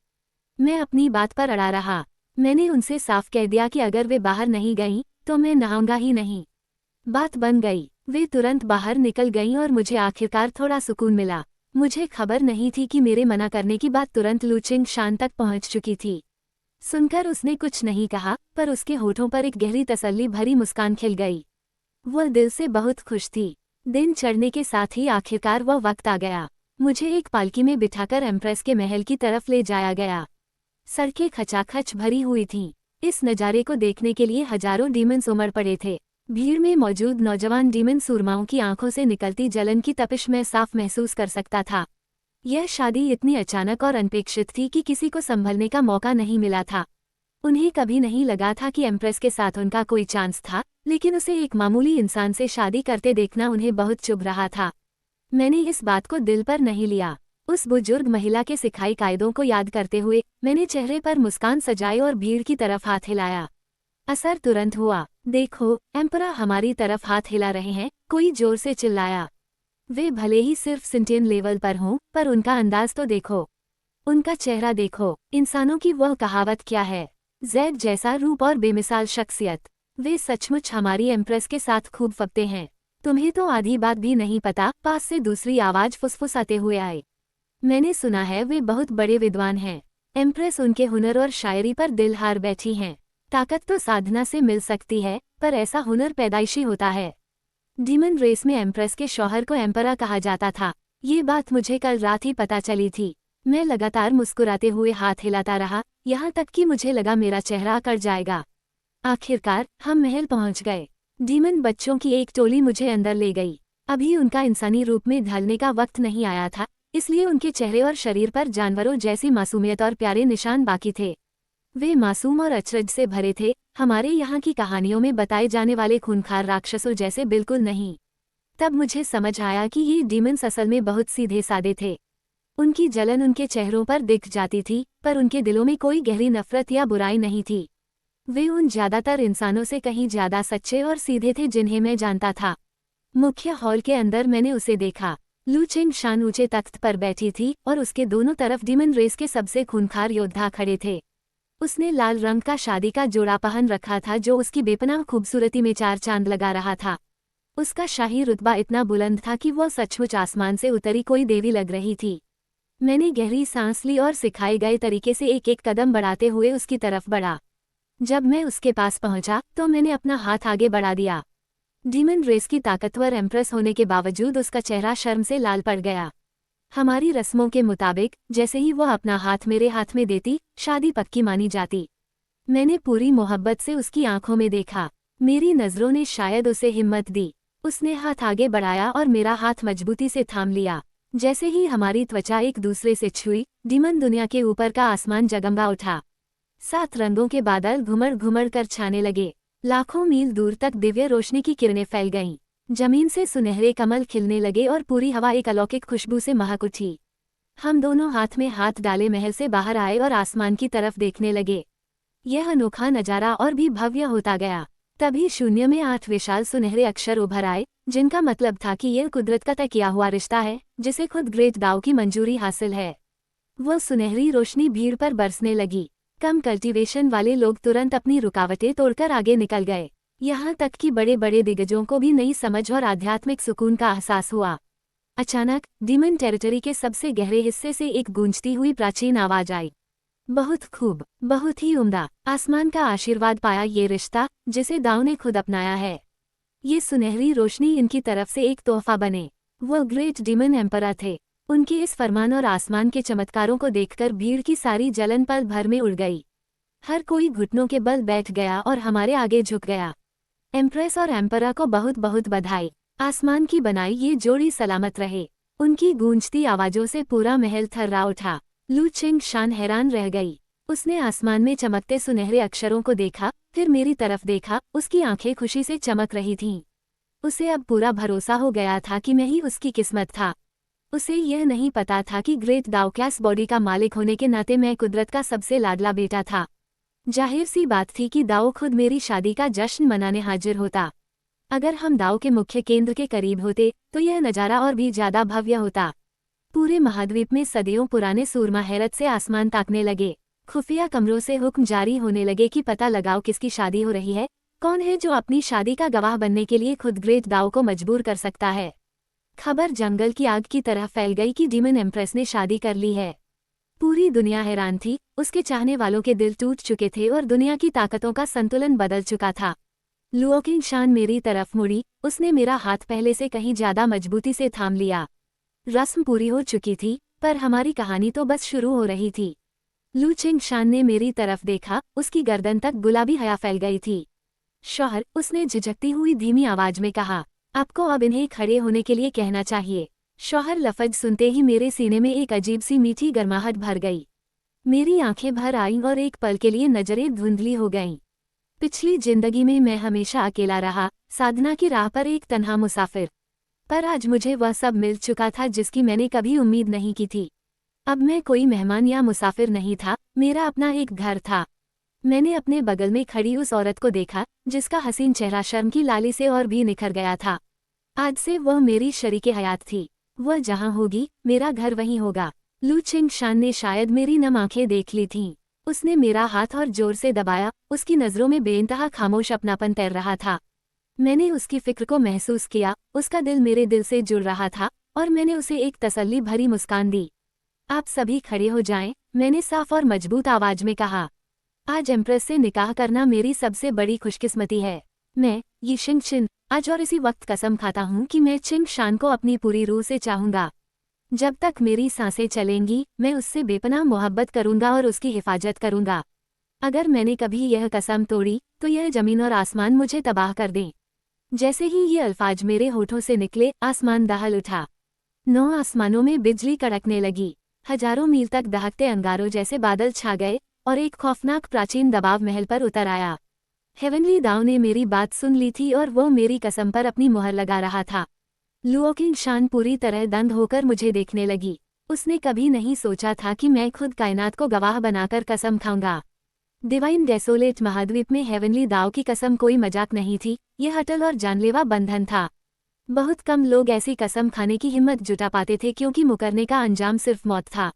ऐसा करके मैंने उसे और दुनिया को ये साबित कर दिया था कि वो मेरे लिए क्या मायने रखती थी। भीड़ में बची खुची जलन भी काफूर हो गई। डीमन सूरमा अब मुझे बेहद आदर भरी नजरों से देखने लगे। उन्हें समझ आ गया कि मैं कोई किस्मत का धनी मामूली इंसान नहीं था, बल्कि अपनी एम्प्रेस से सच्चा प्यार करने वाला एक सच्चा मर्द था। मैं वापस लू चिंग शान की तरफ मुड़ा, मेरी आवाज बेहद धीमी और प्यार भरी हो गई। जब तक पहाड़ रेत न बन जाएं और नदियां सूख न जाएं, जब तक सर्दियों में बिजलियां न कड़के और गर्मियों में बर्फ न गिर जाए, जब तक जमीन और आसमान एक न हो जाएं, तब तक मैं तुमसे कभी जुदा नहीं हूँगा। लुओ किंग शान की आंखें चमक उठीं। वो मुझे किसी दीवानी लड़की की तरह देखने लगी, उसका चेहरा गहरा सुर्ख हो गया। वह पहले से ही भावुक थी, पर मेरी जुबान से इतनी खूबसूरत शायरी सुनकर उसका दिल पूरी तरह हार गया। उसे एहसास हुआ कि उसका शौहर सिर्फ एक ताकतवर कल्टीवेटर ही नहीं, बल्कि एक विद्वान और आशिक मिजाज इंसान भी था। उसने असल में भीड़ में कुछ लोग खड़े किए थे ताकि वे मेरे हुनर की अफवाहें फैलाकर मेरा मान बढ़ा सकें। डीमंस को इंसानों द्वारा हमेशा जानवर समझकर नीची नज़र से देखा जाता था, भले ही वे इंसानी रूप में क्यों न आ जाएं। इस वजह से वे इंसानी विद्वानों की बहुत कद्र करते थे। चिंग शान ने पहले भी बड़े इंसानी पंडितों को भाषण देने बुलाया था, पर उन सबने बराबरी का ढोंग करते हुए उसे ठुकरा दिया था। तभी से वह इंसानी पंडितों से चिढ़ती थी, लेकिन अब मुझे इतने हसीन शेर पढ़ते देखकर उसका सीना गर्व से चौड़ा हो गया। मेरी बातें सिर्फ एक नज्म नहीं, बल्कि दिल की गहराइयों से निकली वफादारी का ऐलान थीं। एम्परा सचमुच इंसानों के बहुत बड़े विद्वान हैं। सफ़ेद बालों वाला एक बुजुर्ग डीमन भावुक होकर रो पड़ा। यह शायरी किसी मामूली शायर के बस की बात नहीं है। एम्परा का हमारे साथ जुड़ना हमारी डीमन रेस की सबसे बड़ी खुशकिस्मती है। एम्प्रेस की पसंद की दाद देनी होगी। यहाँ तक कि वे लोग भी दंग रह गए जिन्हें चिंग शान ने मेरी झूठी तारीफ करने के लिए खड़ा किया था। उन्हें समझ नहीं आ रहा था कि अब क्या बोलें, क्योंकि जो नाटक उन्हें करना था वह असल में सच साबित हो चुका था। चटाक भालू जैसे डील डॉल वाले एक भारी भरकम आदमी ने अपने बगल में खड़े विशालकाय साथी के सिर पर रसीद किया। छोटे भाई, वहां खड़े खड़े मुंह क्या ताक रहे हो, नारे लगाते रहो। छोटे वाले ने सिर सहलाते हुए मायूसी से जवाब दिया। बड़े भाई, मैं बोलूं भी तो क्या, मुझे ऐसे भारी भरकम शब्द आते ही नहीं। अरे बेवकूफ, यही तो इंसानी विद्वानों का जलवा होता है। बस कुछ भी अच्छा सा चिल्ला दे, मेरे पीछे बोल, एम्परा जिंदाबाद, एम्परा जिंदाबाद। उनकी आवाजें बादलों की गड़गड़ाहट जैसी थीं, इतनी जोरदार कि आसपास के डीमंस को अपने कान बंद करने पड़े। मैंने मुड़कर देखा तो 2 विशालकाय पहलवान बेवकूफों की तरह मेरी तरफ देखकर दांत निकाल रहे थे। मैंने धीरे से सिर हिलाया और आदर से हाथ जोड़ लिए। दूसरी तरफ लुओ किंग शान को यह मजाक बिल्कुल पसंद नहीं आया। उसने दोनों को घूर कर देखा, पर वे इतने मगन थे कि उन्होंने ध्यान ही नहीं दिया। बड़े भाई, क्या आपने देखा? छोटे वाले ने जोर से फुसफुसाते हुए पूछा। एम्परा ने हमारे आगे सिर झुकाया। वे चाहते हैं कि हम और जोर से नारे लगाएं। हाँ, तू सच में समझदार होता जा रहा है। छोटे भाई, एक बार फिर से हो जाए। शिर ववा, शियोंग वोयन, तुम दोनों अपनी जुबान बंद करो। चिंग शान आखिरकार डांटते हुए बोली। दोनों भीमकाय वहीं सहम गए, भीड़ की तीखी नजरें देखी और झेपते हुए अपना सिर खुजलाने लगे। मैं अपनी हंसी नहीं रोक पाया। ववा और वोयन, यानी कानून और कायदों से बेपरवाह, नाम बड़े दिलचस्प थे। चिंग शान ने बेबसी भरी मुस्कान के साथ सांस छोड़ी। ये दिमाग से थोड़े कमजोर हैं, पर बहुत वफादार हैं। आवाज थोड़ी ज्यादा तेज है, पर दिल के बिल्कुल साफ हैं। उसे डर था कि उन्होंने ये खूबसूरत पल खराब कर दिया, पर मैंने उसका हाथ धीरे से दबाया। फिक्र मत करो बेगम, आज हमारी शादी हुई है। सब कुछ बहुत बढ़िया है। तुमसे शादी होना मेरी जिंदगी का सबसे बड़ा वरदान है। मैं इतना तंगदिल नहीं हूँ कि थोड़े से शोर से चिढ़ जाऊं। मुझे दोबारा बेगम कहते सुनकर उसने शर्माते हुए अपनी पलकें झुका लीं। हम दोनों एक दूसरे की आंखों में खोए खड़े रहे और हर बीतते पल के साथ हमारे दिल और करीब आते गए। बाकी की रस्में डीमन रेस के पुराने तौर तरीकों के मुताबिक पूरी हुईं। हाथ में हाथ डाले चिंग शान और मैं ऑडियंस हॉल से फीनिक्स पैलेस की लंबी दूरी तय करने लगे। ये लोगों की दुआएं और सलाम कबूल करने के लिए निकाला जाने वाला एक पारंपरिक सफर था। हालांकि डीमंस की शराब पीना एक बड़ी परीक्षा थी। वो कड़वी, बेस्वाद और लगभग बिना किसी नशे वाली थी। मेरे लिए तो वह बुखार उतारने वाली किसी जड़ी बूटी के काढ़े जैसी लग रही थी, पर हमारे आसपास खड़े डीमंस उसे दुनिया के सबसे बेहतरीन अमृत की तरह गटक रहे थे। मैं बस मुस्कुराता रहा और अपनी पत्नी के साथ आगे बढ़ता रहा, इस नई जिंदगी के हर रंग को अपनाने के लिए तैयार। मैं बधाई देने वाले किसी भी शख्स को मना नहीं कर सकता था। मैंने उस कड़वी शराब को अंदरूनी गर्मी शांत करने वाली हर्बल चाय समझकर पी लिया। दिन भर के लंबे और थका देने वाले जश्न के बाद चिंग शान और मैं आखिरकार फीनिक्स पैलेस वापस पहुंचे। ये सार्वजनिक जलसे का अंत था। अब से लेकर सुबह तक की ये दुनिया सिर्फ हमारी थी। चिंग शान की निजी दासी चिंगेर के अलावा किसी को भी महल के अंदर रुकने की इजाजत नहीं थी। बाकी सभी लोग पहरेदार बनकर बाहर ही तैनात थे। चिंग शान का चेहरा हल्का गुलाबी हो चुका था। शराब भले ही हल्की थी, पर उसे थोड़ा नशा चढ़ गया था। डीमन रेस के रिवाज के मुताबिक उसे अपने शरीर से शराब का असर मिटाने के लिए अंदरूनी ताकत इस्तेमाल करने की इजाजत नहीं थी। इस नियम के पीछे की वजह साफ थी और इसने मेरी धड़कनें तेज कर दी। मैंने एक लफ्ज भी नहीं कहा। मैंने बस उसका हाथ थामा और उसे हमारे नए कमरे में ले गया। कमरा बहुत खूबसूरत लग रहा था। लाल मोमबत्तियां जल रही थीं और चारों तरफ एक सुनहरी रोशनी बिखेर रही थी। खिड़कियों पर लाल रंग के बड़े बड़े शुभ प्रतीक चिपके थे। बिस्तर पर सफ़ेद और जामुनी कढ़ाई वाला सिल्क का गद्देदार रजाई मोमबत्तियों की रोशनी में चमक रहा था, जिससे ताजे फूलों की हल्की खुशबू आ रही थी। चंदन की प्राचीन मेज पर एक चमकदार शीशा रखा था, जिसमें जेड की पिनों और सोने के लटकनों की चमक झलक रही थी। गहरे रंग की अगरवुड मेज पर दावत सजी हुई थी। मैं चिंग शान को वहां ले गया और उसकी शर्मीली नजरों के बीच हम दोनों साथ बैठ गए। कुछ पलों के लिए हमारी नजरें मिलीं। उसने तुरंत नजरें नीची कर ली और घबराहट में अपने रेशमी रुमाल को उंगलियों में मरोड़ने लगी। वह बेहद हसीन और नूरानी लग रही थी। मैं उसकी खूबसूरती में पूरी तरह खो गया था। जब मैं काफी देर तक कुछ नहीं बोला तो उसने चुपके से ऊपर देखा। उसने मुझे खुद को प्यार से घूरते हुए पकड़ लिया। उसने शर्म से एक हल्की सी आवाज निकाली और अपनी पीठ मेरी तरफ मोड़ ली। मैं होश में आया और उसकी उस अदा पर प्यार से मुस्कुरा दिया। मैं उठा, उसके पास गया और उसके बगल में घुटनों के बल बैठ गया। बेगम, मैंने उसका हाथ थामते हुए नरमी से कहा, तुमने आज बहुत मेहनत की है और काफी पी भी ली है। क्यों ना पहले कुछ खा लिया जाए।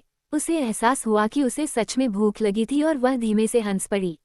फिर अपनी एम्प्रेस वाली छवि टूटने के डर से उसका चेहरा और लाल हो गया। उसने सहमति में सिर हिलाया। मैं खड़ा हुआ, 2 प्यालों में शराब डाली और एक प्याला उसकी तरफ बढ़ा दिया।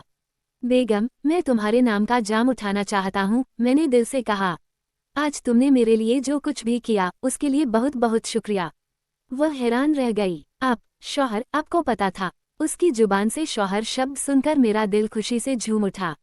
मैंने उसकी आंखों में गहराई से देखा। तुम्हें डर था कि मेरी कम कल्टीवेशन की वजह से लोग मुझे नीची नज़र से देखेंगे, इसलिए तुमने अपनी साख बढ़ाने के लिए अपने खास लोगों से मेरे विद्वान होने की झूठी अफवाहें फैलाईं। मैं कोई बेवकूफ़ नहीं हूँ चिंग शान, मैं सब समझ गया था। उसका चेहरा शर्म से दहकने लगा और उसने सिर नीचे कर लिया। मैं उसके और करीब आया और अपनी बाँह उसकी बाँह में पिरोली। इंसानी दुनिया में इसे एक दूसरे से हाथ जोड़कर पिया जाने वाला जाम कहते हैं, मैंने समझाया। इसका मतलब है कि आज से यह जोड़ा हर सुख दुख साथ बांटेगा। क्या तुम मेरे साथ अपनी जिंदगी बांटने को तैयार हो? उसकी आंखें चमक उठीं। उसने मजबूती से सिर हिलाया और हमने एक साथ वह जाम पिया। मैंने होठ सिकोड़ते हुए एक फीकी मुस्कान दी। बेगम, जब मुझे फुर्सत मिलेगी मैं तुम्हारे लिए असली शराब बनाऊंगा।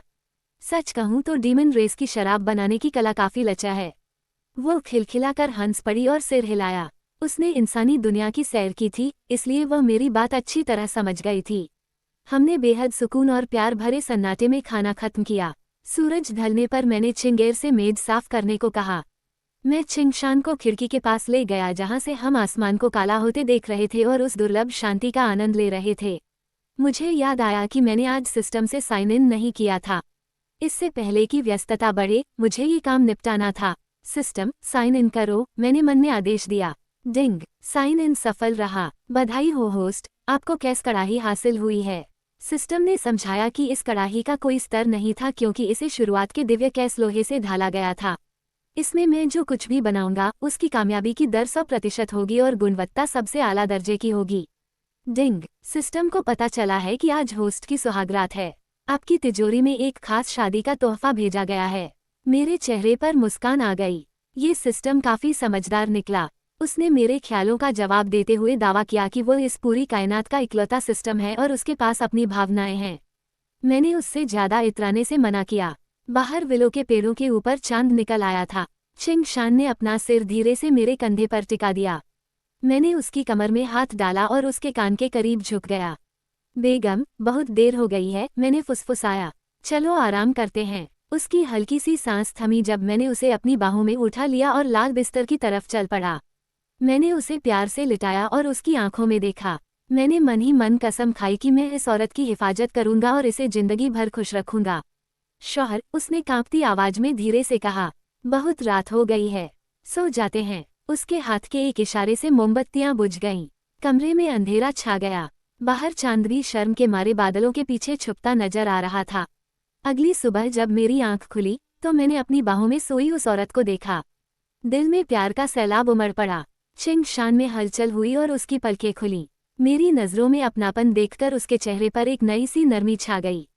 शौहर, वो बुदबुदाए, उस एक लफ्ज ने मेरा दिन बना दिया। डीमन एम्प्रेस के मुंह से ये सुनना सबसे सुकून देने वाला एहसास था। बेगम, तुम जाग गईं, मैंने मुस्कुराते हुए जवाब दिया।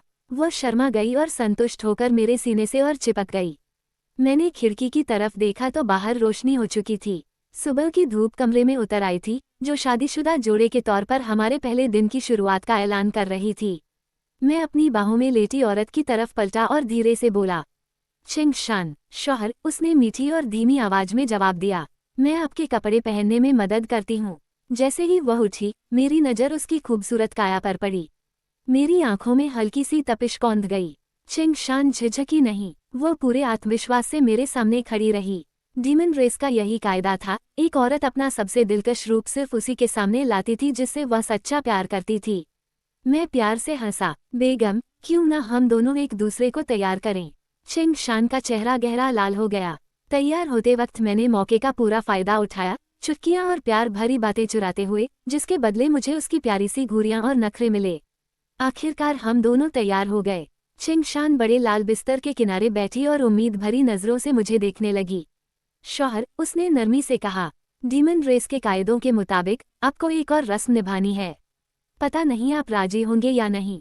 मैं उसके पास गया और उसे भरोसा दिलाती मुस्कान दी। अब हम एक हैं। तुम मेरे दिल के सबसे करीब हो। तुम्हें जो चाहिए बस हुक्म करो, मैं भला क्यों मना करूंगा। उसके गाल और लाल हो गए और आंखें खुशी से चमक उठीं। हमारे रिवाज के मुताबिक शादी की दूसरी सुबह शौहर को अपनी दुल्हन को पीठ पर उठाकर बेडरूम से लिविंग रूम तक ले जाना होता है। यह इस बात की निशानी है कि हम हर मुश्किल में एक दूसरे का सहारा बनेंगे और अपनी पूरी जिंदगी साथ बिताएंगे। मैंने एक पल भी नहीं सोचा। मैंने अपनी पीठ उसकी तरफ की और नीचे झुक गया। आ जाओ बेगम, तुम्हारा शौहर तुम्हें लिविंग रूम ले जा रहा है। चिंग शान की आंखें खुशी से भर गईं। वह जानती थी कि मैं उससे अच्छा बर्ताव करता हूँ, पर उसे मेरे इतनी आसानी से मान जाने की उम्मीद नहीं थी। डीमन रेस में कई नए जोड़ों में इस बात पर झगड़े हो जाते थे। ज्यादातर डीमन मर्द औरत को उठाना अपनी तौहीन और जगहंसाई समझते थे। ये देखकर कि मेरे अंदर ऐसा कोई घमंड नहीं था, वह बहुत भावुक हो गई। वह आगे बढ़ी, उसने मेरे गले में बाहें डाली और मैंने उसे ऊपर उठा लिया। मैं चेहरे पर मुस्कान लिए उसे लिविंग रूम में ले आया। चिंगेर पहले से वहां इंतजार कर रही थी। जब उसने मुझे एम्प्रेस को पीठ पर उठाए देखा तो उसकी आंखें फैल गईं और चेहरे पर एक बड़ी सी मुस्कान आ गई। मैंने चिंग शान को आराम से एक कुर्सी पर बिठाया और हम चिंगेर का परोसा हुआ नाश्ता करने लगे। शादी का पहला दिन होने की वजह से चिंग शान को आज डीमन मामलों को संभालने की जरूरत नहीं थी। उसने मेरा हाथ थामा और पूरे इलाके की सैर कराने की योजना बनाई ताकि मैं यहाँ के माहौल से वाकिफ हो सकूं। डीमन रेस का इलाका बहुत विशाल था। ये डिवाइन डेसोलेट महाद्वीप के सबसे रहस्यमय हिस्सों में गिना जाता था, जहाँ दुर्लभ जड़ी बूटियां और अमर पौधे भरे पड़े थे। हम इसके मुख्य हिस्से यिन्या पर्वत से होकर गुजरे।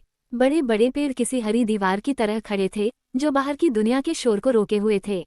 हवा में फूलों की खुशबू और परिंदों की चहचहाहट थी। नजारा लाजवाब था। यहाँ की बनावट भी अनोखी थी। चिंग शान ने इंसानों के बीच काफी साल बिताए थे, इसलिए उसने इंसानी शैली और अपनी सोच को मिलाकर एक बेहद खूबसूरत रूप तैयार किया था। फीनिक्स पैलेस से बाहर यह मेरा पहला कदम था। टहलते हुए मैं तारीफ किए बिना नहीं रह सका। बेगम, यहाँ का नज़ारा वाकई कमाल है। ऐसा लगता है जैसे देवताओं की दुनिया हो। चिंग शान को तसल्ली मिली। मुझे खुशी है कि तुम्हें ये पसंद आया। मुझे डर था कि तुम यहाँ के माहौल में ढल नहीं पाओगे। मैंने रुककर उसके दोनों हाथ थाम लिए और सीधे उसकी आंखों में देखा। मैं एक अनाथ था चिंग शान। मेरा अपना कोई नहीं था। तुमसे शादी होना मेरी पिछली जिंदगी के अच्छे कर्मों का फल है। तुम जहाँ हो, मेरा घर वहीं है। मैं यहाँ 10 जन्म भी काट सकता हूँ और कभी नहीं उबूंगा। चिंग शान ने मेरे हाथों को जोर से पकड़ा, उसका चेहरा जज्बातों से चमक रहा था। क्या तुम सच कह रहे हो? तुम कभी बोर नहीं होगे? कभी नहीं, मैंने वादा किया। यहाँ के लोग सीधे और सच्चे हैं और नज़ारा भी उम्दा है। पर सबसे बड़ी बात यह है कि तुम यहाँ हो। वो कुछ कहने ही वाली थी कि काले चोगे में एक पहरेदार अचानक हमारे पीछे प्रकट हुआ। पहरेदार ने झुककर सलाम किया। चिंग शान के माथे पर बल पड़ गए। उसकी शादी का दूसरा दिन था। जब तक कोई बहुत बड़ी आफत न हो, पहरेदार दखल देने की जुर्रत नहीं करते। क्या बात है? उसने अपनी पुरानी सख्त हुक्मरान वाली आवाज में पूछा। एम्प्रेस और एम्परा को आदाब, पहरेदार ने कहा। इंसानों के साथ जड़ी बूटियों के व्यापार में फिर से कोई रुकावट आ गई है। बुजुर्ग इसे सुलझा नहीं पा रहे हैं। उन्हें आपके फैसले की जरूरत है। चिंग शान ने माफी मांगती नजरों से मेरी तरफ देखा। उसने पूरा दिन मेरे साथ बिताने का वादा किया था और अब उसे जाना पड़ रहा था। मैं मुस्कुराया और उसका हाथ दबाया। जाओ, मैंने प्यार से कहा। हमारे पास पूरी जिंदगी पड़ी है। फिक्र मत करो, मैं महल लौटकर मछली पकड़ूंगा। शायद आज रात के खाने के लिए कुछ हाथ लग जाए। चिंग शान खिलखिलाकर हंस पड़ी। उसका मूड तुरंत ठीक हो गया। तुम और मछली पकड़ना, तुम तो सीधा कांटा इस्तेमाल करते हो। अगर कुछ फंस जाए तो चमत्कार ही होगा। उसने शरारत से आंख मारी और अपनी खास तकनीक से हमें पलक झपकते ही फीनिक्स पैलेस पहुंचा दिया। उसने जाते जाते मुझे एक प्यारी मुस्कान दी और ऑडियंस हॉल की तरफ बढ़ गई। मैंने उसे जाते देखा और स्टडी की खिड़की के पास आ गया। मुझे याद आया कि मैंने आज का साइन इन नहीं किया था और कल सिस्टम से मिले शादी के खास गिफ्ट पैक को भी नहीं देखा था। ये सबसे सही वक्त था। सिस्टम, आज का साइन इन करो, मैंने मन में कहा। डिंग, साइन इन सफल रहा। बधाई हो होस्ट, आपको स्वॉर्ड डोमेन हासिल हुआ है। मेरी धड़कनें तेज हो गईं। स्वॉर्ड डोमेन तलवारबाजी का सबसे ऊंचा मुकाम था, जो तलवार के इरादे, दिल और चाहत का एक अनूठा संगम था। डिवाइन डेसोलेट महाद्वीप में सिर्फ गिने चुने जीनियस या आग और पानी पर राज करने वाले बड़े उस्ताद ही ऐसा दायरा बना पाते थे। पर तलवार का डोमेन यह आज तक कोई हासिल नहीं कर पाया था क्योंकि इसकी शर्तें बहुत कड़ी थीं। डिंग, क्या होस्ट तुरंत स्वॉर्ड डोमेन को अपने अंदर समाना चाहेगा? मैंने बिना सोचे आदेश दिया। सिस्टम, स्वॉर्ड डोमेन को जोड़ो। प्रक्रिया तुरंत शुरू हो गई। एक पल के लिए मेरी आंखें धुंधली हुईं जब सिस्टम ने इसे पूरा किया। मेरी ग्रेट दाओ कैस बॉडी की वजह से मेरी समझ और किस्मत बहुत ऊंची थी। मैंने सिर्फ बुनियादी चीजें नहीं सीखी, बल्कि हर रुकावट को पार करते हुए सीधे इसके सबसे ऊंचे मुकाम को छू लिया। मेरी चेतना की गहराइयों में मेरी रूह ने एक विशाल गरुड़ का रूप ले लिया, जो पूरे अधिकार के साथ बैठा था। उसके बाएं पंजे में एक काली, घूमती हुई ताकत उभरी, जो स्वॉर्ड डोमेन थी और जिससे मौत की ठंडी महक आ रही थी। यह मेरे दाएं पंजे के ठीक उलट थी, जिसमें एल्केमी मैनुअल जिंदगी की गर्माहट के साथ चमक रहा था। वहां खड़े होकर, जिंदगी और मौत को संभालते हुए, मुझे किसी भगवान जैसा एहसास हुआ। मैं सिर्फ एक सोच से किसी को बचा या तबाह कर सकता था। मेरे चेहरे पर एक संतुष्ट मुस्कान आ गई। ताकत पर ऐसा काबू वाकई नशा बन जाता है। मैंने कांटा उठाया और झील के किनारे अपनी पसंदीदा जगह पहुंच गया। मैं कुर्सी पर टिका, धागा पानी में डाला और आराम करने लगा। खाली वक्त होने की वजह से मैंने उस दूसरे इनाम को देखने की सोची जिसे मैंने छोड़ दिया था। सिस्टम, शादी का गिफ्ट पैक खोलो, मैंने कहा। संदेश आने शुरू हुए। बधाई हो, आपको 10 लाख बोतलें सुप्रीम डिवाइन वाइन मिली हैं। बधाई हो, आपको 10 लाख उच्च कोटि के इमोर्टल स्टोन्स मिले हैं। मैं आगे के संदेशों का इंतजार करता रहा, पर सिस्टम शांत हो गया।